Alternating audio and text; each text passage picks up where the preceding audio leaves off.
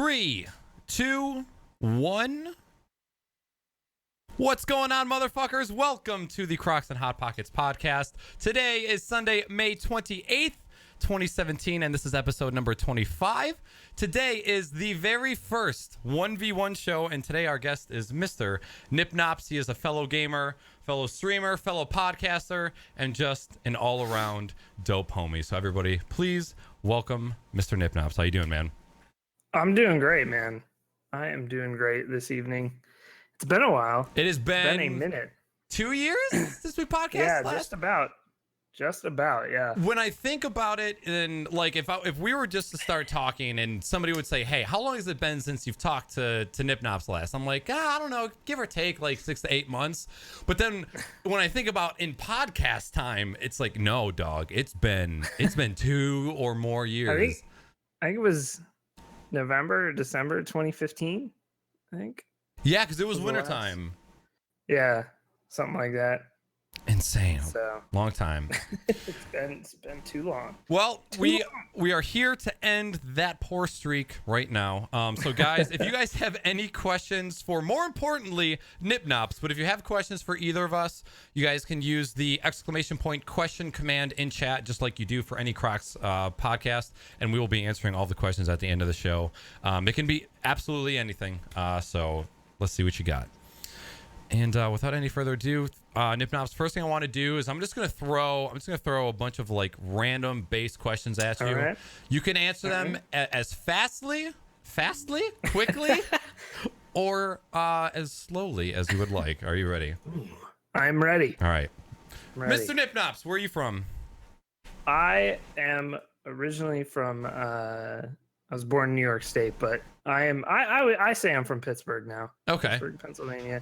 Because I've been living here since 2001 now, so. It's okay, so it's been a minute. It's been a minute in Pittsburgh, yeah. I don't think I knew that you were from New York State. Yeah, I was born around New York City many, many years ago, for I'm an old man, especially in Twitch years. I'm an old man. Is that better or worse than dog years? I don't know, man. It depends.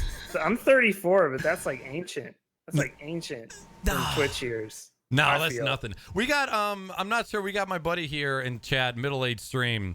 Dude, the dude's a dad and he's twitching like mad. And you're a dad too, so that's nothing. Yeah. Yeah, I stream with my son now, which is fun. We do it every now and then. Start him young. So. All right, next question. What's your favorite word? Favorite word? Oh yeah. My god. Yeah.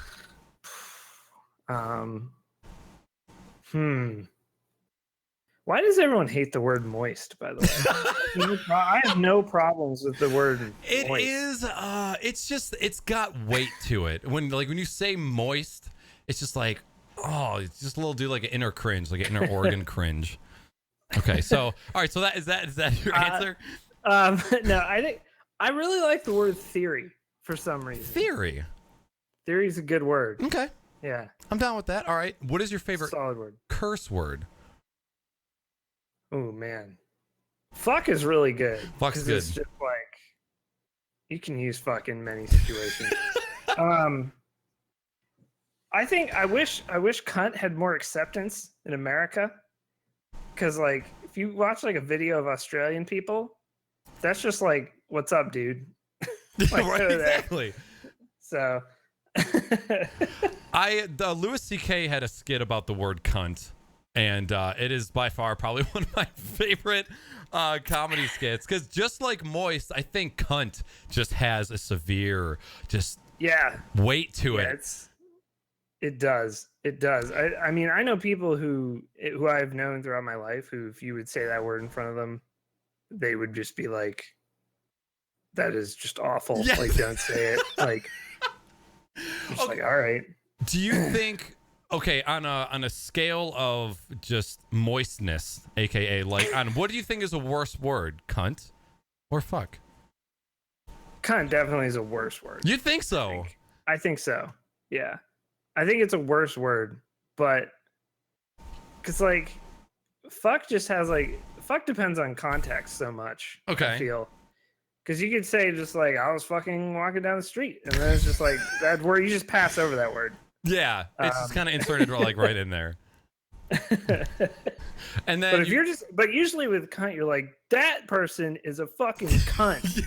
you can't say I was like, cunting down the street. I was cunting walking down the you're street. not like, yeah, dude, I was just cutting down the street and there was like a guy, you know, that doesn't necessarily happen. You don't just pass over it unless you're Australian, of course. Yeah, exactly. So I think if we were to ask that same question to Australians, do you think they would put them on the same height pedestal, or do you think they would probably I think fuck would be worse for them. Really? I think fuck would be worse for them. Yeah, I really do. Among a lot of them. Okay. Yeah.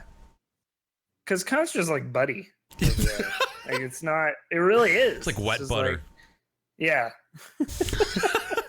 All right. If you were to choose a profession other than what you're doing right now, I know you work in IT. If you had to choose to do anything else, what would it be? This is gonna sound like half cop out, but half also what I really think. I would like to keep doing IT, but in like a startup, exciting company. Okay. Instead of where I work now. Like I wouldn't mind my job as much if I was working for like a Google or something like that, you know. Because I think it would just be a more interesting place to be and probably a better working environment than just straight up corporate work. That was going to be my next question, is if where you were was extremely corporate or extremely enterprise. Yeah, it's extremely corporate. So I've worked in more corporate environments than I currently work at, but really, but yeah, I've applied to places like Pittsburgh is getting tons and tons of the tech market because of Carnegie Mellon University, which is in town. So like we have like all the Uber self-driving cars are all over the roads here. I heard about those. Yeah, and it's pretty cool. I haven't had the pleasure to ride in one yet, but yeah, I would like to work for a company like that instead, because there would be, you know, I think it would be something that I could get behind, whereas I could give a shit less what my company now, like what, you know, what they do. Yeah. So have like be involved in a company from the ground up, something that you have a little bit of heart or emotion into. Yeah, that'd be better. Like I wouldn't mind still doing IT if that was the case, you know? Okay. Okay. All right. This next question, this is I kind of already know your answer, but I have to ask because of the history that this question has. Is a hot dog a sandwich? Man. And I need an answer for my. I know your people already know, because this goes way back in your history book. So, for people who don't know me, I was with a group called KB Mod for a really long time, and we did a podcast for 200 plus episodes that got decently big.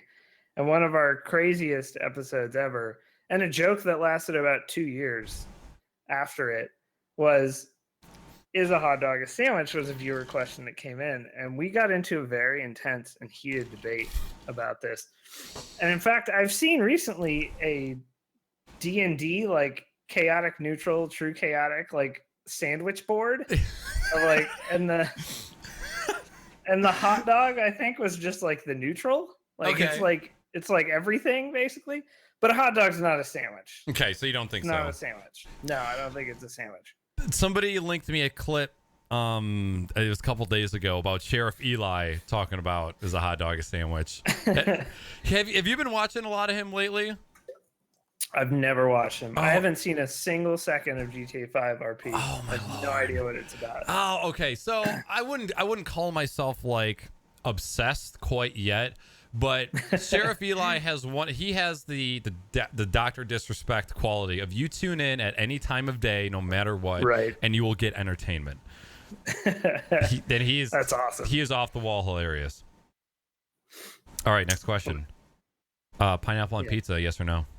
Yes. Resounding yes. Oh God. Okay. Pineapple on pizza is delicious. Yes, it is. Delicious. Now I'm down for like trying new things, but I saw a motherfucker putting bananas on pizza, and I just could not get down with that. That's a Swedish thing. Is that they do that in Sweden? Really? Yeah, it's a Swedish thing. There's a streamer I watch, Ella Jazz. He's a huge Dark Souls, like those type of games streamer. he speed runs a lot. He's held world records at times in like Bloodborne and Dark Souls and stuff like that. But he doesn't take it as seriously though as like some other people. Okay. Unless he's going like he'll go into modes where he's like, I'm gonna go for world record, and then he'll just pound that game till he gets it. But he orders banana pizza all the time. Like it's just a thing in Sweden. He's Swedish, and like they just order banana on pizza. Would you try it? Yeah, I would try it because I like bananas. I like bananas. Okay. And I like pizza, so I would try it. But I do not think it would be that good. I say that about a lot of things that I've ended up trying and they've been good. I was fine with eating bananas until this fake or not fake has yet to be determined video came out on Facebook of this spider crawling out of a banana, like this giant black spider like coming out of a banana. I guess like a girl had picked it up and threw it and it hit the ground and the spider was bursting through the peel of the banana. Oh, God. And now every time I put a long round thing in my mouth, such as a banana, I just like think about that spider and the possibility of little spider babies being in this banana. I just can't do it anymore. And I'm a texture guy. Like I can't eat mashed potatoes. I can't eat whipped cream. I also still can't eat bananas. It's just like as soon as whipped cream, dude. No, dude, I do I'll not just like. fucking squirt a can of that in my mouth, dude. No. Oh my God. Oh God, no, I So can't. delicious, dude. Cool Whip.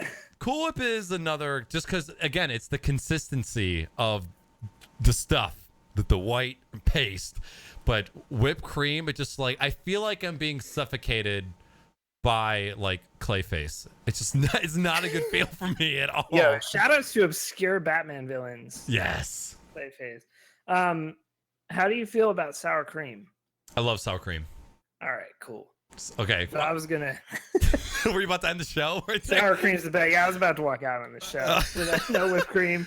One of my favorite sour cream experiences as far as food goes is anytime you get a Chipotle burrito, the rice and the meat is hot, but then like the guac and the sour cream is cold, and that's like that's my favorite time to have sour cream. Or if there's like in a burrito, yeah. I had shit. a family member that made some really dope pulled buffalo chicken like dip that you ate with crackers, and it had a sour cream base. Mm-hmm. Yeah. Oh, so baby. Good, dude. And we were just talking about losing weight before the show started. This is about to go downhill real fast. All right. All right, next question. Sun chips, harvest cheddar, garden salsa, or neither? Harvest cheddar, 100%. Yeah, we are 100%. so friends. Oh my God. So there's a constant fight about harvest cheddar versus garden salsa, and there's a rift between communities, but as there should be, because garden salsa is pretty shit tier. So like, Chad's about to go off. I grew up on the harvest cheddar, so garden salsa just doesn't come anywhere near for me. But all right, that was the correct answer. Might as well just throw them out. Yeah. That bad. Yeah, I'm not gonna eat those. You don't fuck with them at all. No, I only eat harvest cheddar. Wow. Yeah. Oh man. All right. The council has spoken, my friends. All right. Quick one. Intel or AMD? Intel. Wow. Although I love that AMD has come out with these Zen chips. I really do. I think for I'm way less into hardware and in the know than I used to be on that kind of stuff. Partially because I only tend to get real into it when I'm about to build a PC. And then like I just kind of fall out of it when I'm not building. Zone in real hard for a couple weeks. Yeah. But I think like if you were like, hey, I edit a lot of video or I want a streaming PC, like I think AMD has some really good options for you now. Okay. Which is cool. I don't think like in everyday use in gaming that you want to use AMD still, but they offer something now, which for several years there, at least was it 2 or 3 years, I think. Intel was just completely unchallenged for 2 or 3 years. Yeah, there. nobody was coming close. Yeah, and that's bad. That's bad for all of us because then they kind of slacked off as well. There were some problems with getting their last set of chips out the door. Sandy Lake had a lot of issues. Yep. So I'm glad that AMD has come out with something that, well, it still kind of suffers from the same issues it used to. At least they are offering some high-end like workhorse stuff, if that's what you're going for. Yep. Or if you're on a budget, you have an option again instead of just an i3. Right. So for $300 when they were first around.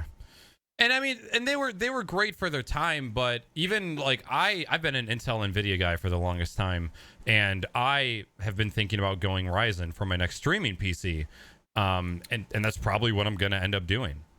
Yeah, I would definitely, like, if I don't think I'm gonna get rid of my streaming PC for quite some time, like, or make a new streaming PC build unless something goes terribly wrong.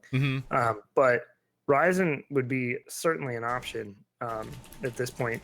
That's just a lot of fucking threads, man.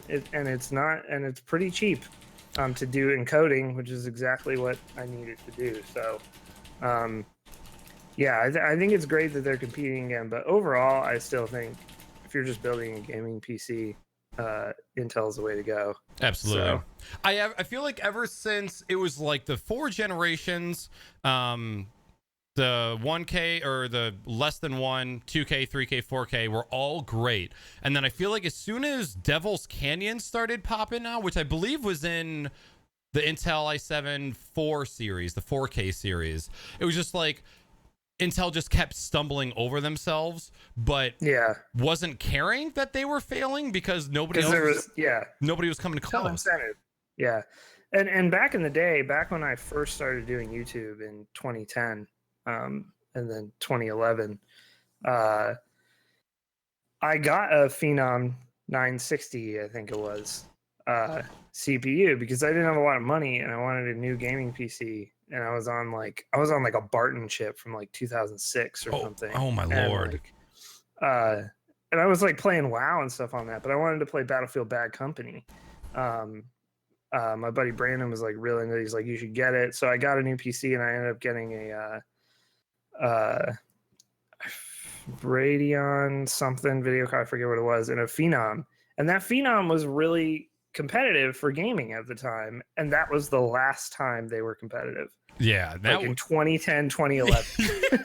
Was like the last time you could be like, yeah, you should go AMD for a budget rig. And then after that, I was like, you just might as well go i3 and get a better video card. They tried with the Bulldozer line, like their 8-core CPUs, and which I have in my media server that's in the living room is running an 8 series Bulldozer, but they just did not. It was like 150 watt TDP with temperatures. The power draw is insane. Oh my God. And the heat, like that thing heats my living room. I don't need to turn the furnace on for that room if I don't want to. But yeah, I'm very impressed with where Ryzen is going. And yeah, like we talked about on the last podcast, was they have their new Threadripper chips that are coming out that are all 16 core 42 thread. It's like, what? Wait, what? Say what, homie? Yeah. But hey, it's coming quick. Yeah. So hopefully they can keep competing because it's good for everybody. Like if you're out there and you're like, wanting to buy a PC, like someone pushing Intel is a good thing because it's going to help pricing and it's going to help them quit fucking up and maybe improve at some point here. Very much agreed. All right, next question. If you could bathe in anything or anything other than water, what would you choose? Oh man. If temperature had like if the whatever liquid you were going to be using was still going to be warm, because obviously like nobody wants to drink like warm Coca-Cola, like if it was just the liquid without temperature being a factor. So probably queso. That's barely even liquid, but I will take it. Queso, like you're staring death in the face if you're bathing in queso. I feel like you're about a few seconds away from drowning. But shit, man, queso's awesome. I'll take that answer. I'll take that answer. I smell a yeast infection possibly coming on after that bath, but this is a no repercussions kind of question, so I'll take it. Right. All right, what's your favorite emoji? Favorite emoji. God, I do love the thinking face. Thinking face. Thinking face is fucking clutch. It could be used in many situations. I love the thinking face.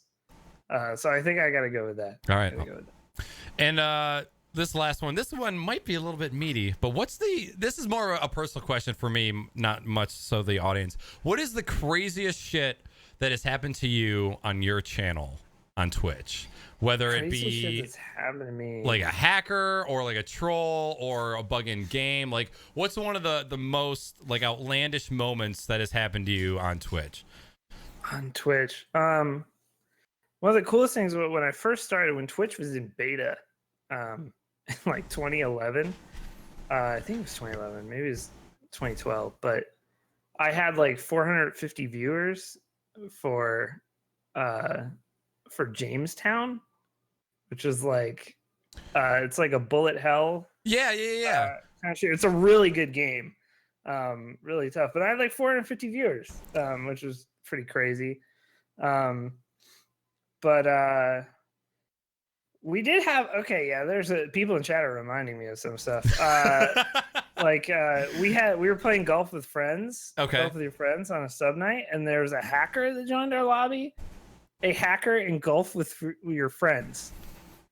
Who does a non-competitive game with no leaderboards, a mini golf game that is in early access, and this guy joined our lobby, and he couldn't do anything to us, but there was a bug in the Unity engine, I guess, which the game runs on. I mean, lots of games run on Unity, but in that build of Unity, there was a bug where you could get into lobbies without having the password. Okay. And he got in there, but then he could also just place his ball wherever he wanted, and then he could like just play beyond the time limit of each hole, so he could just hold the game up indefinitely. Oh my god! But he couldn't do anything. Like, we could play normally, and then we would just have to wait for him to quit fucking around with the hole, and we could go. But it was just like, what is? I mean, at that point, I always be like, "Hey, man, do you want to join us? Like, do you want to play? Like, what's the? What's the point of that? I think this happened to me, but someone in chat can tell me if it didn't. But the guy who unsubscribed from me because I was playing World of Warcraft, that one was pretty great. Because it's just like people are just like, he's like, I can't support someone who's playing World of Warcraft on channel. I have to go. I have to go. I have to go. Oh my lord. And, okay, which so like I didn't take it personally at all. I was laughing pretty hard. Yeah, and that's probably one of the biggest things you have to remember as a partnered streamer is you can't take that kind of stuff seriously because you can't please everyone. Is that something that you have? We're kind of segueing into another question, but is that something that you have come across a lot since you've been a partner? Is people breaking away when switching games? Yeah, I mean, I see a lot of like my regular, like last year I was playing CSGO a shitload, and like a lot of my regular viewers just didn't watch. They kept subbing. Like there's people in here, like my podcast partner just won't watch CSGO. Like, he just hates it. So it wasn't me or anything. He just like doesn't like it. Yeah. So, but not really like personally, but there was a thing recently. So I don't see this in the sheet, so I'll bring it up anyway. Go for it. So a lot of you probably know who Gold Glove is. Yep. Gigantic streamer, YouTuber. Also, by the way, Brendan, one of the best guys you will ever meet if you get a chance to meet him. He was like one of the friendliest guys I've ever met through this. Brendan is just a great guy. And so I guess he's cut his streaming hours or something recently. I don't know the full specifics of this, but the main point is that people were like, he doesn't stream for 12 hours anymore. Like, you know, he's not streaming enough. And like, so I'm just not going to support it anymore. And he's like, and people were like basically feeling like they are entitled to him streaming, you know, for 14 hours straight every time he streams. And he made a post about, he was like, well, I want to have a life.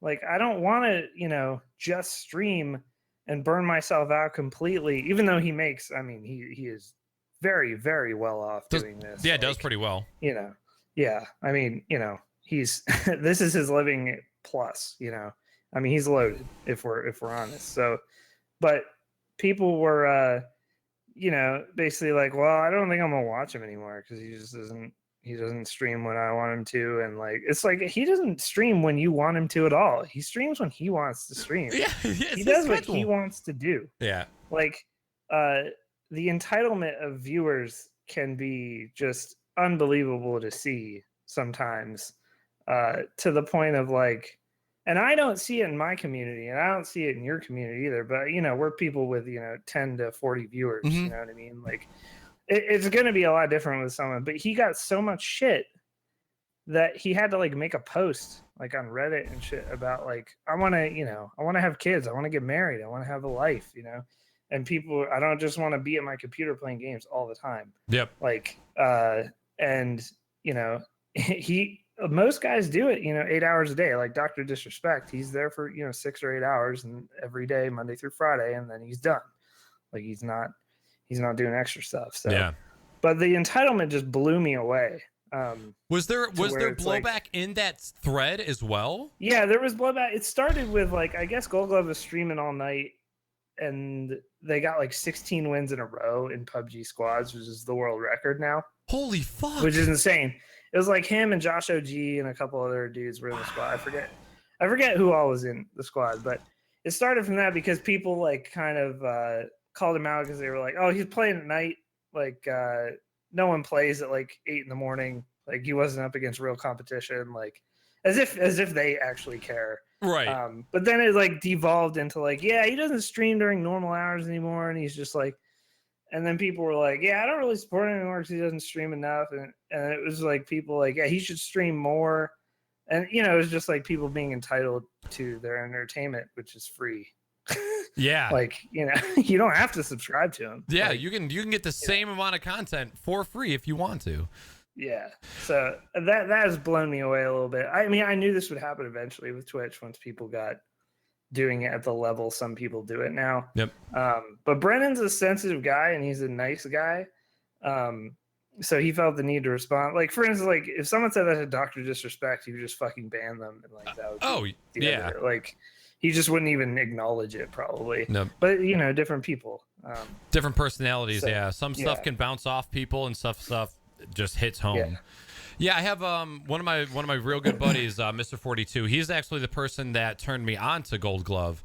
And I remember when he first showed me his stream, he was streaming really often, and I followed him, but then I never saw him live. But maybe it could just be I just was checking when he wasn't live. Maybe he had a schedule. And then just a week or so ago, he was saying how his viewership has been going down steadily, and he didn't know why. But now that kind of answers it. But yeah, that's a rough patch.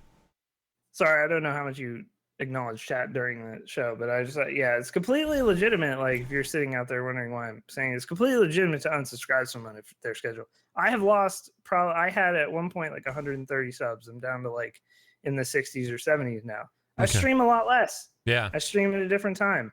I don't stream every day. I don't hold a consistent schedule anymore. Because it's not, it's not the number one thing. I love doing it. It is my main hobby and passion, like streaming. But like, for instance, the Penguins are still in the playoffs right now. I'm not streaming when there's a playoff game. Yep. I'm going to watch it. Like, so, and I didn't used to do that. I would skip out on life for a long time. And to my own fault, to my own detriment. So do you think that as somebody that might be up and coming, do you think that not making those sacrifices is going to make you have a harder time building your community? So I think if you want to start building and this is a priority for you, then you should try to stick to a schedule as much as possible. I actually went to a Twitch Pittsburgh meetup last night. Saw that. Which I've never been to one of these before, and it's a new community. It is like a official Twitch like endorsing. There's like big, Like, I guess Austin and Orlando have like massive Twitch Yeah. communities. Like hundreds of people come out for it when Yep. they have meetups. Like there were like 16 people there, but it's like I was the only partner person. There were no affiliates. They're all just people who do it for whatever. And I had to, they were like, well, what's a good thing about for maintaining viewership and getting started? I'm saying, and consistency is probably number one, Yep. in my opinion. Like, if you want to get started on this, if you can only get started, I used to stream 1 day a week when I started. Same. That was it. I would stream Wednesday nights, or I think it might have been another night, but I would stream 1 night a week. And then I did the podcast with KB Mod, and like that was it.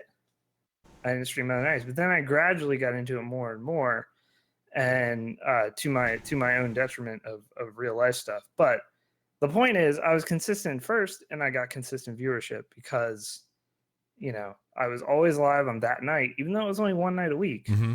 I was always live on that night, so people could stop by, and I could keep a playthrough going, and whatever it was going to be. So that's what I told them. I was like, do it consistently. So if you have 5 nights free a week, like if work just makes it so that you miss, times with your friends, if you're new to a town and you're, this is what you do and you don't know anybody, well, stream 6 days a week. Yeah. Like, then if that's do what it. you want to do. Yep. And I guess the caveat to that would be, if you don't feel like streaming on a day, fucking do not stream. Yeah. Because it will be a shitty stream. Mm-hmm. Every time. It will be shitty.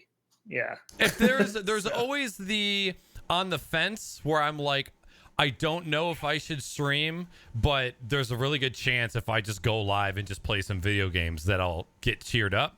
And that usually happens. That's probably like a 7 out of 10 chance.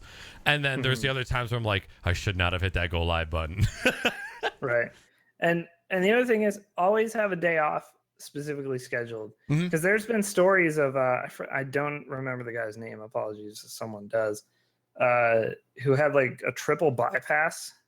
He became a full-time Twitch streamer. He like worked real hard, got to his goal. This was now his job. And he was so busy doing it that he basically let his health go to shit, let his family life go to shit, and he ended up needing a triple bypass and almost died. Wow. And he put out like a big article basically saying, yes, don't let other shit go. I forget his name completely, but this was a couple months ago, and he's like, was it a Kotaku article? Yeah, there was a Kotaku article on it. Yeah, I got you. And it was basically like, he's like, I would do my stream for 12 hours a day, and then I would do social media for a while, and then I would cut clips or put stuff up on YouTube, and it's a lot of fucking work for those full timers. People, it might have been Geek Domo. Someone between you just said that in chat. Yeah, it might have been him. Might have been him. But he had like a triple bypass. Like, he's alive now. Like, but he said he's still a full-time streamer. But he's like, I've cut my schedule way the fuck down. Like, you can't sit for that long. That's what I don't think people realize. It is so bad for you. I had a stroke 2 years ago. Yep. And my shit was like perfectly healthy. Like, my blood pressure and everything was perfectly fine. But I had a stroke because I was just sitting at work, and then I was sitting streaming. Yep. And I was immensely stressed. So it's like, just pile it all on. You can't do it. Just yesterday, I usually try and keep my streams in between 3 and 5 hours. That's kind of like my sweet spot. But every once in a while, I'm just feeling frosty. Oh, what up? Right. What up, kitty? I'm just feeling frosty. Chat, anybody who doesn't know, this is my kitty, Leroy Jenkins. Oh, what a name. Yeah, hey, buddy. He does just bust in. Yeah. Doesn't give a shit. No, he's like, hey, look at my butthole. So I did a 7-hour stream, and I felt fine. I didn't, because I'm like, I watch what I eat and I exercise. And so I usually feel okay if I'm sitting for an extended period of time. But if I stream longer than like 6 to 7 hours, I shut off the stream and I sit there, and there's just like this haze, like this bodily haze. I just like, you have not moved. You've gotten up to pee a couple times, and maybe you grabbed a snack, and I was just like, I was feeling it more than normal. And usually you can shake it off at a certain point. And then I just walked outside, and I have this breathing routine that I do. It's called the 4-7-8 breathing routine that I do like usually once or twice a day. I went outside, did the breathing routine outside, and it was just like immediately better, just from like sunlight and like pure oxygen. I'm like, holy shit, you do not realize. And that was still less than a normal workday for a normal person or a full-time streamer. Right. And you don't think about that kind of stuff when you're sitting for that long. And and I always said that if I as soon as I heard what Tim the Tatman's schedule was, I was like, if I went full time, I would do exactly what Tim does, which is he does 8 hours of stream a day, but he splits it into 2 4-hour things, and he takes like a 4-hour break in the middle. yes, So he does like one sort of morning stream, one evening stream. yep. That's so healthy for you, like much healthier than sitting there for 8 hours. Even if you're taking breaks every hour, it's just better. And I was actually going to bring up that same thing when we were talking about scheduling. I was like, if I could wake up for a normal work day at 8 o'clock, stream for 4 days, have time to hang out with, your mate or, maybe another hobby that you have, and just chill, and then do another little night stream. That's actually the perfect kind of schedule. Yeah. So, and I have trouble, like I lose momentum after 4 or 5 hours. I'm just kind of like, unless I'm really into whatever game I'm playing. But yeah, stay healthy, kids. Stay healthy. Yeah, the only game that I can play for longer than 5 hours is Rocket League. I can play Rocket League for 6, 7, 8 hours straight and not even blink. But that's Rocket League. How do we get here? I'm trying to think of the original point. Oh, the crazy shit that was happening on Twitch and Gold Glove. Yeah. But and then we went down and I had the viewer who unsubscribed. Yes. Playing WoW. That's okay. So that was going to be my next question. Is like having that entitlement is something that everyone is going to run into at a certain point, because as soon as you get money involved, there is entitlement. And people, there's some viewers that already have the entitlement before money is even involved. Right. Yeah. And it's, and that's why you see, people, you hear about people now horror stories of people who have spent their entire savings, like donating to streamers. And then their significant others, like, what happened to all our money? Yeah. Like, right. And it's like, so oops. I don't know. It's a weird line. And there was the story recently about the guy who showed up at, I think it was Elohime. It might have been a different streamer. But someone just showed up at their house. Like, dude flew from like Singapore and just showed up at his house. Yeah. I forget which streamer it was. It might not have been Elohime, but I that was the name that came into my head. But yeah, like people just want to be recognized. And I think it's like a younger kids thing more, but they want to be recognized in it. So, like Dr. Disrespect reads your donation. Whereas people in my community have donated to Doc just to ask him dumb shit to see if he'll answer it, which is hilarious. But these kids are like, there will be people. There's 17,000 people watching this guy, and there will be people in chat being like, "Did he miss my donation?" Yeah, it's like, shit, dude. He's getting like a donation every 20 seconds. Like, what do you want?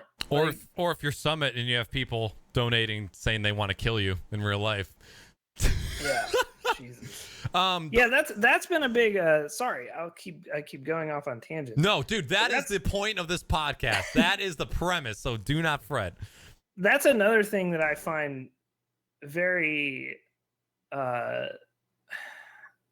unnerving, I guess, about Twitch, is that movie stars, for instance, they're really famous.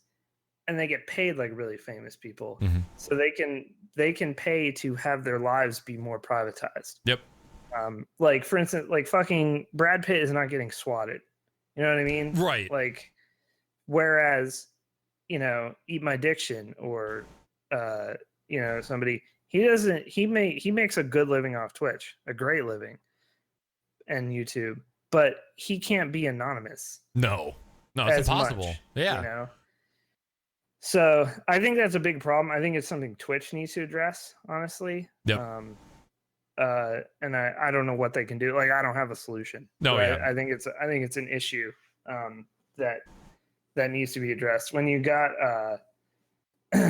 so like when you've got fans showing up at your house and they were able to find your address that easily, it's like Twitch, I think, needs to do like professional sports leagues. When you get drafted in the NFL or the NBA or the NHL, you go through an entire orientation about like finances. And granted, all this doesn't always go well for for these players who are 19 years old and then making $40 million. But That's actually a thing. You get a whole orientation. You get financial classes, and when you're a rookie, you get like classes on how to keep your family safe because you're now a public figure. You get like you get told how to do all that, but there's none like you get big on Twitch. You don't know how to like hide your address on every possible platform necessarily. Yeah. Or, you know what I mean? Like, so it's a rough situation, I think, and it's why people get although that the whole thing about swatting has kind of died down Yeah. a lot because of the sort of huge penalties that were handed out for the last few.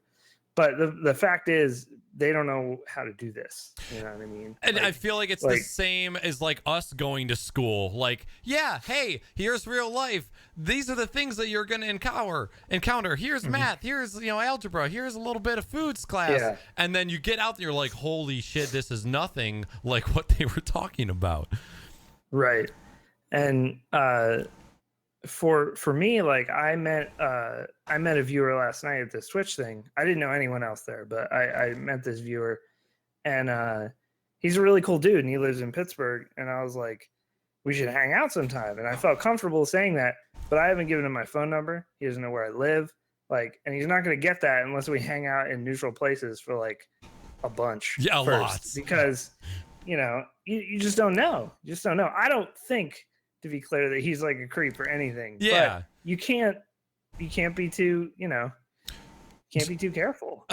So by the way, to answer your earlier question, I'm glazing over for anybody in chat. I glaze over chat, but I'm trying to focus as much as I can on the guests. So I'll read if you see anything that you want to like bring up and bring out, you're more than welcome. I'm afraid that if I focus too much on chat, that it's going to take away from the experience of just the show in general. So, but that's like, did you hear that story about that? I think it was a internet celebrity in Taiwan who ate a cookie that had like needles in it that a fan had given her. It's like, what the fuck? Yeah, dude, that's what I mean. It's like, and you don't have to be that like some massive streamer to have that happen, because there are people who get crazy about this stuff. Nope.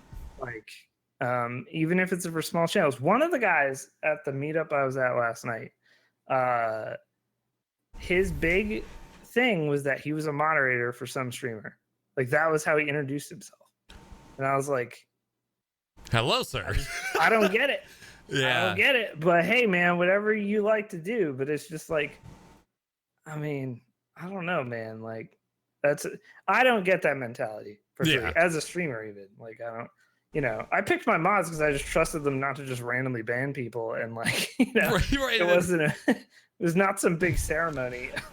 Mod is like a weird thing. It's like having the people that you do have as mods, you are so unbelievably appreciative of what they're doing, because it seems like such a big thing and they're taking time out of their day to help. And then, so like as a streamer, we value it. Like on the value chart, it's fucking up there with El Dorado. Yeah. And then like you ask them and they're like, bro, I put 3 commands in chat over a 4-hour stream. Like, settle down. I didn't do anything. And so, but it's like, so we show that we value that effort, but at the same time, it's not a huge thing, but it can be taken very seriously. Yeah, no, dude, I've been to enough PAXs to know that people take that shit real seriously. Real seriously. I know. I don't understand it, but they do. I know streamers that have had like special mod merch made for their mods, so that when they are at the conventions like that, you fucking know that dude in that Bumblebee hoodie over there, that's a fucking soda popping mod or whatever. But yeah, some people they take it fair or far. Fair. But man, interesting. Well, it's just crazy to me. Like this whole scene is crazy to me because even though I was on a podcast that had a few thousand listeners every week and stuff, I never felt like I wasn't still just a guy. mm-hmm. You know, like I didn't feel like people were gonna come up to me on the street. Well, you know, if you're fucking Lyric or you're fucking Summit or, you know, well, the Doc's a different case, but like, you know, you're gonna have that kind of celebrity, like in this day and age, which is crazy. It really is. The fact that somebody can get to that level of celebrity, and because you think of like giant artists, Jay-Z, Beyonce, Eminem, blah blah blah. Right. They can go to fucking, you know, Comerica Park or, you know, a stadium that holds 30 to 40,000 people and fill that stadium. There's streamers who are pulling those numbers for their shows that can fill auditoriums like 3 times over. And it's crazy to think that there are kids. Like, make no mistake, some of these people are still kids that have made a celebrity living for themselves on their own, like by themselves. At least started it by themselves. Yeah. And it's crazy to me how much it's blown up, because I used to be like, wow, man, like, you know, 1,000 viewers, holy shit, like that's huge. But now it's like 5 figures is huge. Yeah. Which used to be like the first Evo I watched on Twitch Live, I think had like 25,000 viewers. It was like, holy fuck, there's 25,000 viewers. Yeah. And then the international the year after had like 1 million. So it's like, you know, it's crazy how big it's gotten. Does ESL Counter-Strike still hold the record for most concurrent watched stream? No, it's got to be the international. I don't know. Okay. They might though, because it was at like 2 million or something. Okay. Close to 2. They broke 2 million last year for ESL Cologne, I believe. Okay. That in itself, the infrastructure that you need to push 2 million high definition streams to your user base is just insane. Yeah, and a bunch of those were in game too. Like people were watching in game. Yeah. So, like, Counter-Strike's wild. It's just wild. I'm seeing some people in chat saying that some mods are paid, and I mean, at some point you have to be. Well, you got it. At some point you have to. Yeah. It's like YouTube editors. Like, you know, a lot of these people have YouTube editors. They cut highlights, cut clips, and cut games, and they put them up for them because you don't have enough time in the day. You don't have enough time in the day for that shit. I am only streaming about 20 hours a week with a full-time job. I can't find time to edit video. That shit's impossible. Who has time to spend 10 to 15 hours on a single video? It's like, no, just pay somebody to do that, man. Yeah, like I've been recently, like, I'm able to cut the podcast real easily, and then we do a little after-hour show where we talk directly to chat, and I cut that. And then I've been doing a music video where I talk about what I've been listening to during the week. Mm-hmm. But for that, all I do is write down some notes on what I've been listening to and then talk for like 10 minutes, and I put it up. And there's nothing, you know, there's nothing to it, like in the grand scheme. And then I've been putting up a Battlegrounds video every Monday. Okay. And that's like been the lowest effort that you can possibly do for YouTube, because I don't really give a shit about YouTube. I don't either. So, but I wanted to put stuff up because I have fun doing it. But I can't imagine trying to do 40 hours of streaming and then also edit your own shit. Like, it would just be crazy. The way that gaming and streaming is right now, it makes it easy to have videos like that. Like the fact that you can export a Twitch past broadcast to YouTube. Okay, right. That's easy. Then I can use the YouTube downloader to just download the audio and then cut that and upload it. And then clips, you know, and that's one thing. That's like clips is like a crowdsourced kind of avenue to being able to, like, oh, let's just take 40 of the best clips. I've got a 10-minute video, boom. And Twitch community gobbles up clip compilations like it's cocaine. It's insane. I love them too. I'm not saying there's anything wrong with them, but it's a great way to put a little amount of effort into something but have high value and content that your viewers will enjoy. Tim the Tatman and Summit's clip compilations. I watch those religiously. I always get such a good kick out of those. Tim's a funny dude. Yeah, he's. I love being able to see somebody who just does whatever the fuck they want and succeed. Like they grinded. I remember I had some people say like, "Oh no, this is my girlfriend." She was like, Tim was talking about how he used to, pretty much like encourage or beg for a top dono on stream. Like the same way we are all grinding to get to where we want to be, the big people grinded too. And like they did, they did the scummy, like posting your streams in places that it wasn't allowed or just doing weird things to get donos. They all did that shit. Clips and odd shots didn't exist back then to capture it is all. Yeah. So it's just gone to crazy places. Was past broadcasts always a thing on Twitch from the beginning? It was, but you had to manually save them back in the day. They were all archived forever automatically, but you had to like tell it. Yeah. But then they were like, space is fucking expensive as it got bigger and bigger. So then they did it where it was like 60 or 90 days and they auto delete unless you told it not to. Okay. And now I think you have to cut them or they go away after 90 days or whatever. Yeah, I think if you don't have Twitch Turbo or Amazon Prime, they go away after 7 days, I think is the retention. OG Twitch was bonkers. Like drinking streams back in the day were fucking insane.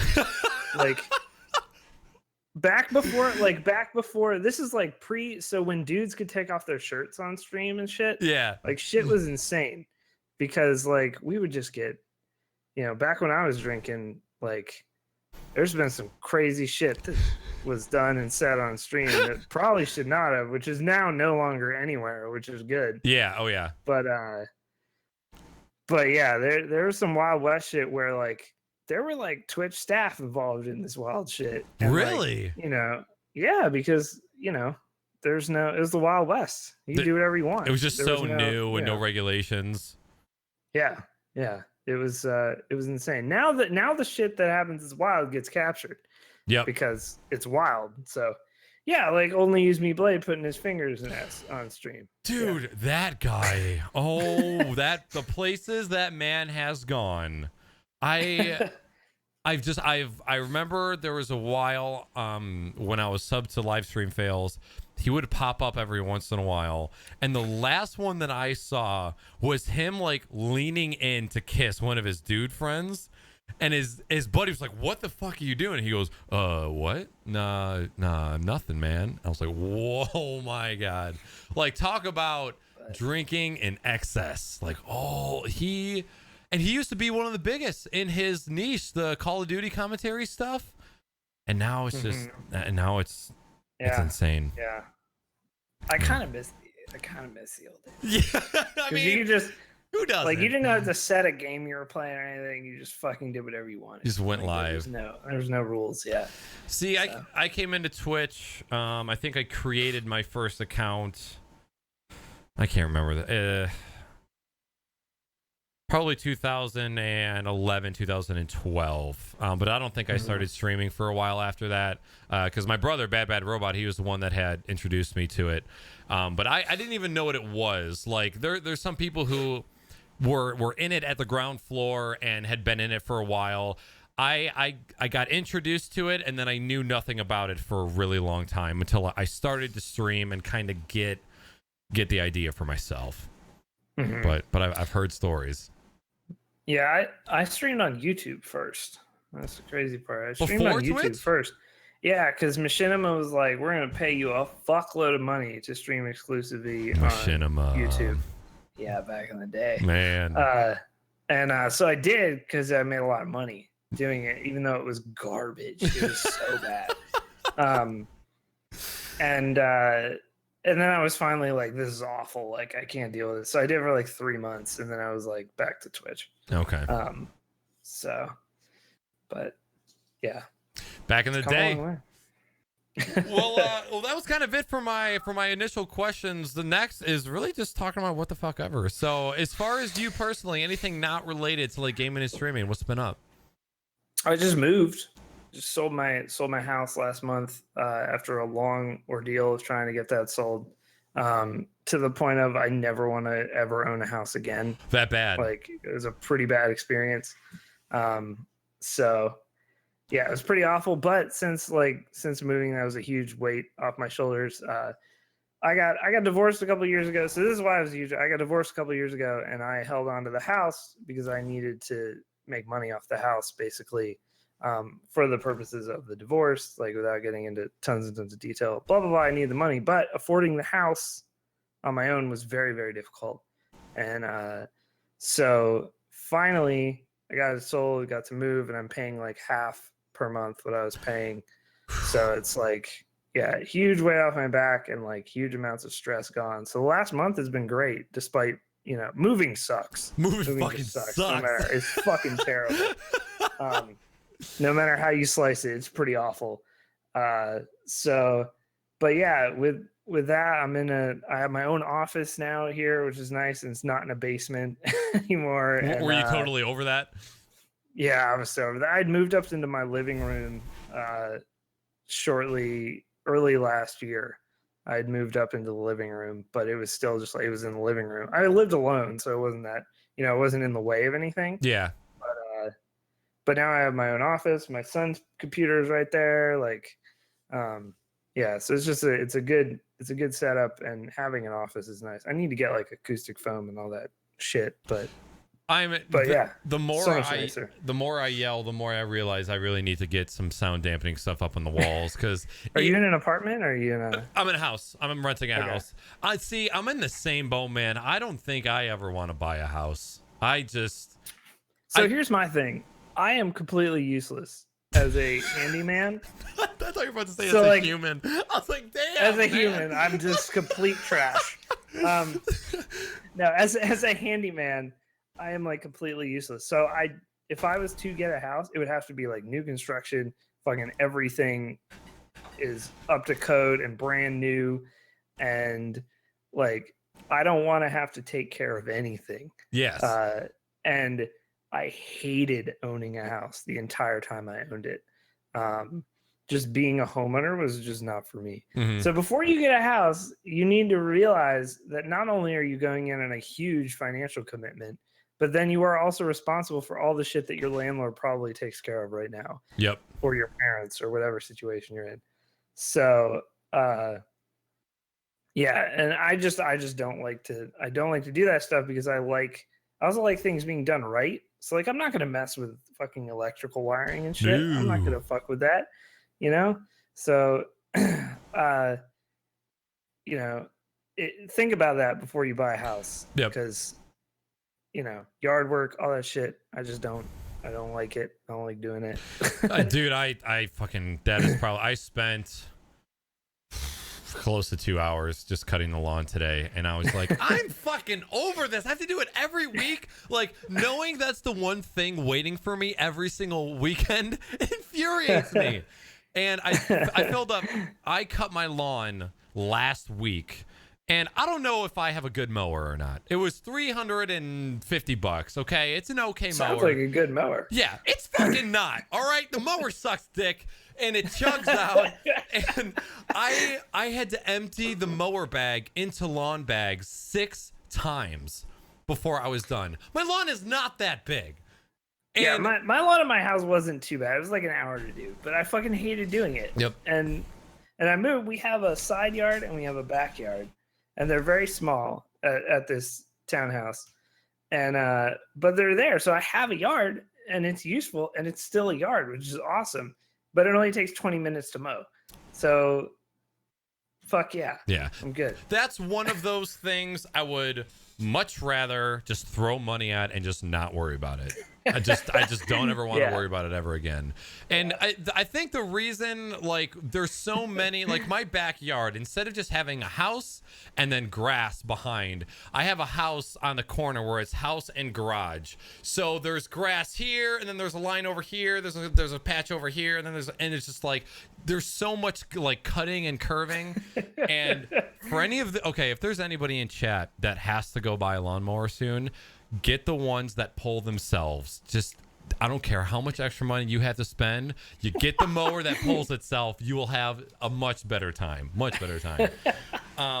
But the mower bag is just so tiny, and I filled 3 giant lawn bags of grass, and I was just looking at it. I'm like, fuck all 3 of you. I hate you all. Yeah. And fuck that noise. I see somebody in chat said, gonna give you a pro tip, fuck the mower bag, cut the lawn, next day rake it up. But then you have to do lawn things 2 days in a row. I'd rather just... Yeah, fuck that. No way. Yeah. And raking? Talk about the worst thing to do landscape-wise. My house it was lined with massive trees. Okay. At my house. So raking the lawn would take literally 6 hours. Mm-hmm. Like, and... in the fall, you had to do it every week. Like, you do it every week. Because it would just nonstop falling over and over again. So I just eventually just started mowing over it. I was like, fuck this. I'm just not suck it up. deal with this shit. A lot of people from my channel know, but I missed 1 week of cutting my lawn. I live in a tiny little hipster town in Michigan, and everybody is very, very particular about how our neighbors' lawns look. And somebody fucking called the city on my lawn after not cutting it for 1 week. And oh my God. They give you 1 warning, and if they have to send you another notice, it's $250 for your grass being longer than 7 inches. What the fuck? Yeah. If your grass is longer than 7 inches for more than a week, you get fined $250. Good Lord. So I cut that shit real quick last weekend because I ain't trying to pay no fine. Drain the housing association swamp, my dudes. This is a swamp, my dudes. So yeah, these people love their grass, and it's crazy because we have a bunch of hippies who have full blown fruit, vegetable, and herb gardens like in their front lawn, and heaven forbid I have a fucking dandelion that's 7 inches tall, and it's gonna cost me $250. Oh, that's ridiculous. Oh, this town. Love this town, but that's one of the things that has really put me off.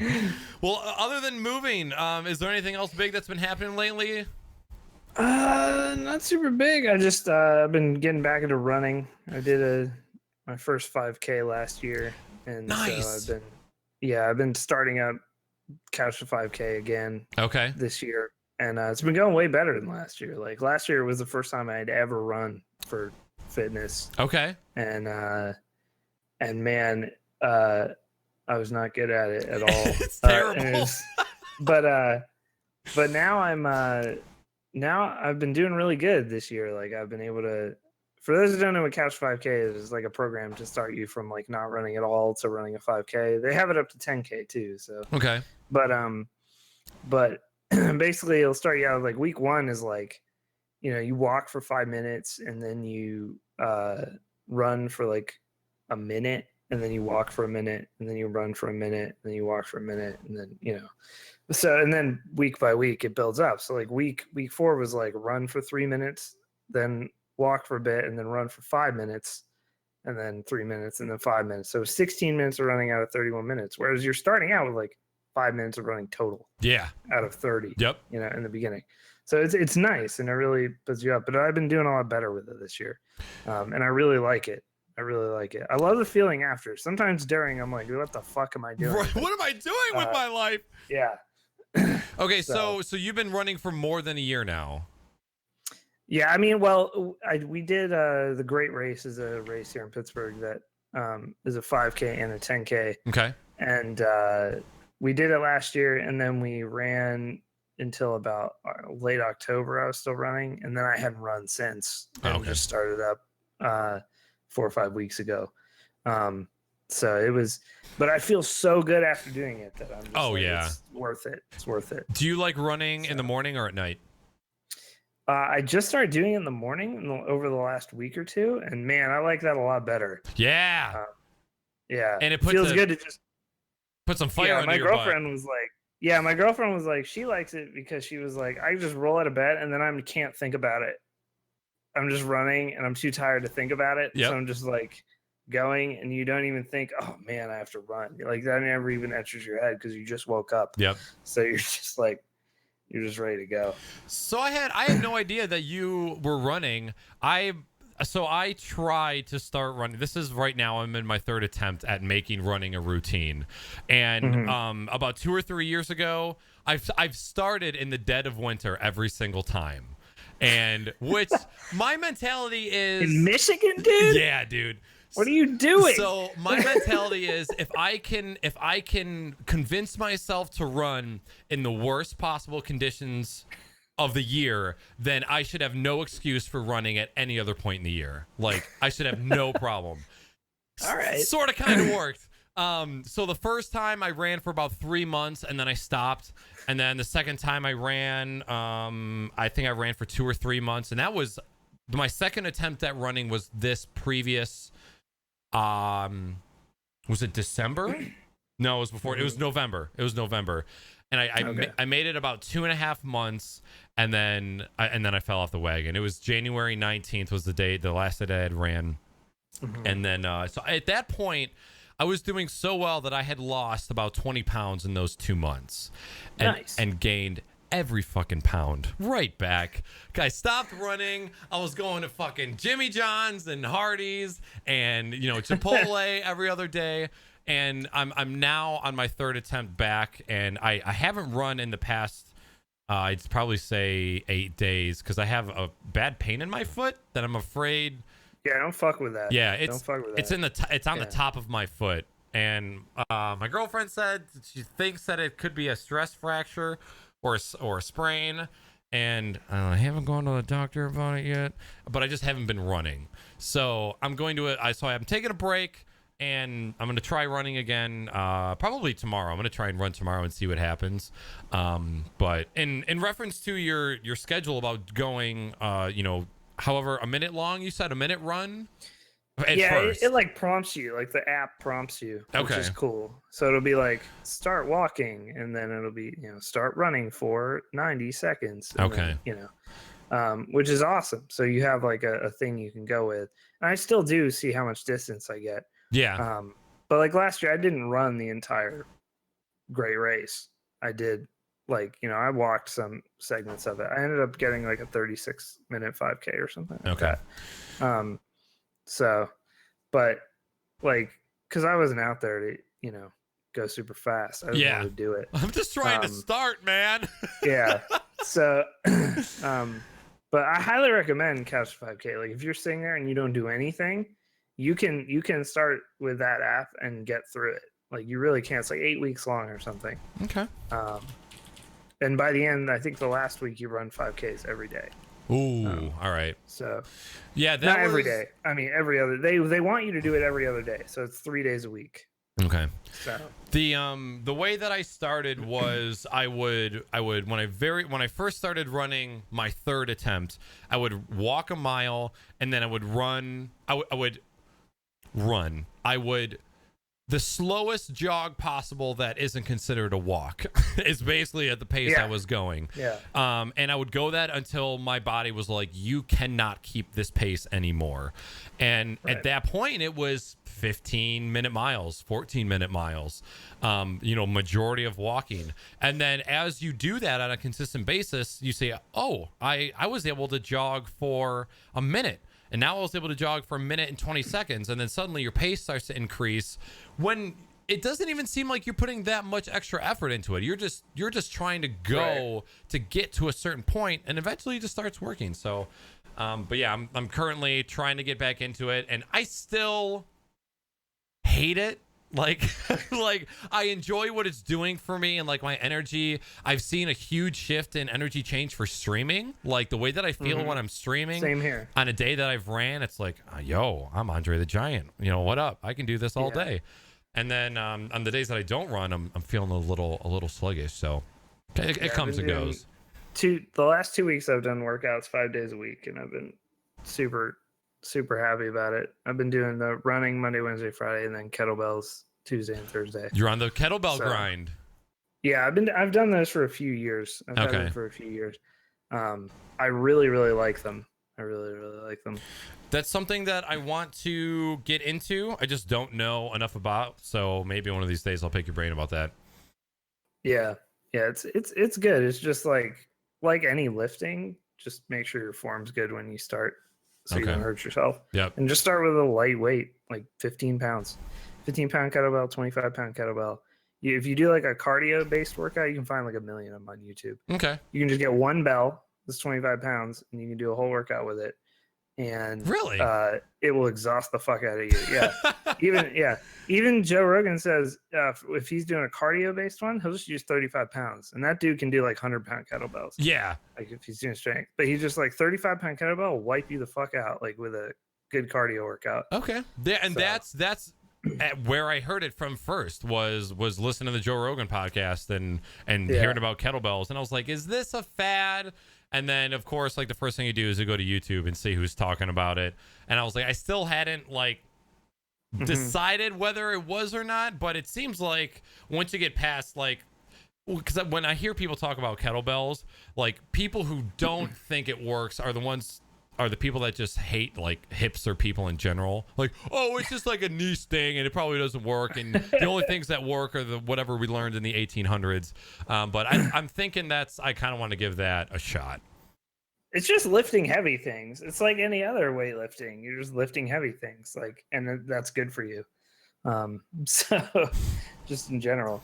Falsify the Truth says, do kettlebells make you come farther? I sure hope so, because I'm in need of some workouts. Fucking miles, man. It's really dangerous. We're going down interstates. You gotta tone it down. Man, that would be the tiny, the cutest little kettlebell that you would just dangle from your little weenie, and just making it work. Or that would be your balls, yeah. Because there are penis weights. Those are a real thing. Those are. And have you done enough research to know if they work or not? I'm asking for a friend. No comment. Yo, I shot semen a Florida dog. I've seen some fucked up videos though.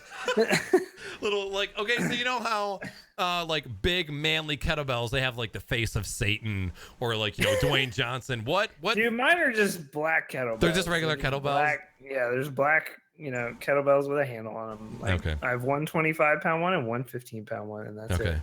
I would imagine a penis kettlebell would have like, like a duck on the front, or maybe like a Cabbage Patch Kid in the kettlebell, but maybe they're yet to be invented. They would just forge it into a dick. A dick holding the dick. It's dickception. Yeah. All right. Well, aside from the non-gaming stuff, I know you've been streaming a lot lately. You got the new podcast. I'd love for you to talk about that, and just in general, what you've been playing lately, and how's streaming going. Streaming's going really, really good. Especially like the last couple of weeks, I've just really been happy doing it. And the new podcast has been really good. Hazard, my co-host, is in chat here. I wanted to start a podcast again after, I stopped doing Cave Mod in 2015, and then didn't start up the new one until December 2016. So we've done 22 episodes, and we'll do episode 23 tomorrow night, live on Twitch. But basically, I don't care about games anymore. And what I mean by that, though, is we almost never have a gaming news thing that we talk about. Okay. Because I just don't care for the most part. And I don't pay as much attention to it. And I don't get outraged by it, I guess, anymore. Like I would used to be like, oh, look at how, EA's fucking people on DLC again or whatever. I just could not give a shit less. Like saying it like, or just like bitching about a new COD release. I couldn't give a shit about that kind of stuff anymore. We did have we had a whole episode on the Nintendo Switch, so it's not like we're not, completely not talking about games. We talk about games that we have played that week, like we're about to now. Sure. But as far as I just don't care about the industry side that much anymore. I do, I really enjoy the streaming side, but like on YouTube, for instance, like the only gaming YouTube content that I watch is like Counter-Strike analysis. Really? And like Okay. Counter-Strike like interviews and stuff. Because I really love professional Counter-Strike. And I like professional fighting games a lot too. So like those are about the only game. Like I don't really pay attention to reviews too much. I don't pay attention to PC hardware. Okay. Like I don't pay attention to much of that stuff anymore. So I don't. I do read news on it almost every day, but I skim through articles and I'm mostly like, this. I don't, because I don't have anything invested in it, I guess is a good way to put it. So we mostly talk about on Video Game Therapy is like we're doing now, like kind of just whatever. Yeah. Very loose. And then we also love to do talk about movies and TV. Awesome. On there. That's like we've done 2 episodes on 2 different Steven Seagal movies. like really recent Steven Seagal movies. So wait, they're there's really recent? bad. Just horrible, no. straight to Netflix. So he doesn't go straight to DVD anymore. He goes straight to Netflix. Oh man. So we did a whole episode on a movie called The Asian Connection, which is on Netflix currently. Wait, I would highly encourage you to go watch The Asian Connection. That's the title. And then listen to our podcast. Yeah. Oh my god. Oh, Mr. Hazard Siegel. in chat never watched those movies. Yeah, Asian Connection was rough, dude. That shit was rough to get through. Wow. Like we like had an assignment because we were, it was like we had homework to do for the next week. We gotta watch The Asian Connection this week. What was the first one we watched, dude? Oh man, the first one was actually so bad it was funny. Okay. Asian Connection was actually like really difficult to get through. Really? Like it was so bad that it was hard to get through. I like, love we couldn't his even early make fun movies. of it properly. Like it was like so bad. God damn it. What was the first one? We talked about A Good Man. Was that the first one? So these are all on Netflix, by the way. Okay. All of these are on Netflix. He has like 40 movies on Netflix because he just churns them out, dude. He's got this guy Keone Waxman that just directs all of them. Okay. And they're all just fucking shit.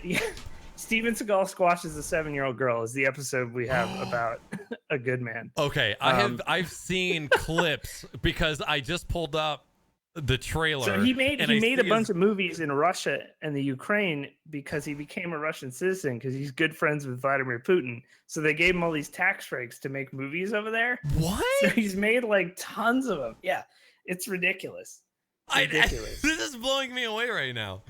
Yeah, Hazard. Yeah, you can. I think it's probably safe to link it, given that I'm on the show. I think it's cool, probably. There's the SoundCloud link if you want to listen to episode 4. Okay, I got Steven that. Seagal squashes the 7-year-old girl.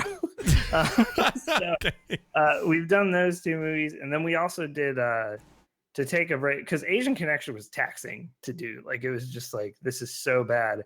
My girlfriend and I had to watch it in 2 separate 45-minute sections. You made her go through that with you too? Yeah, I made her go through that.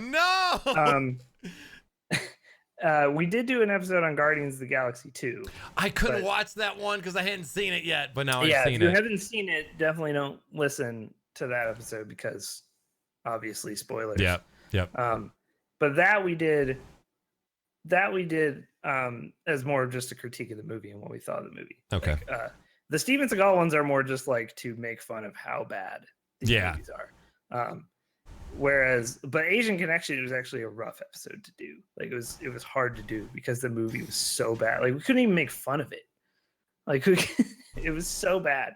So we mostly do stuff like that. We're trying to think of the next movie we're gonna do. Okay.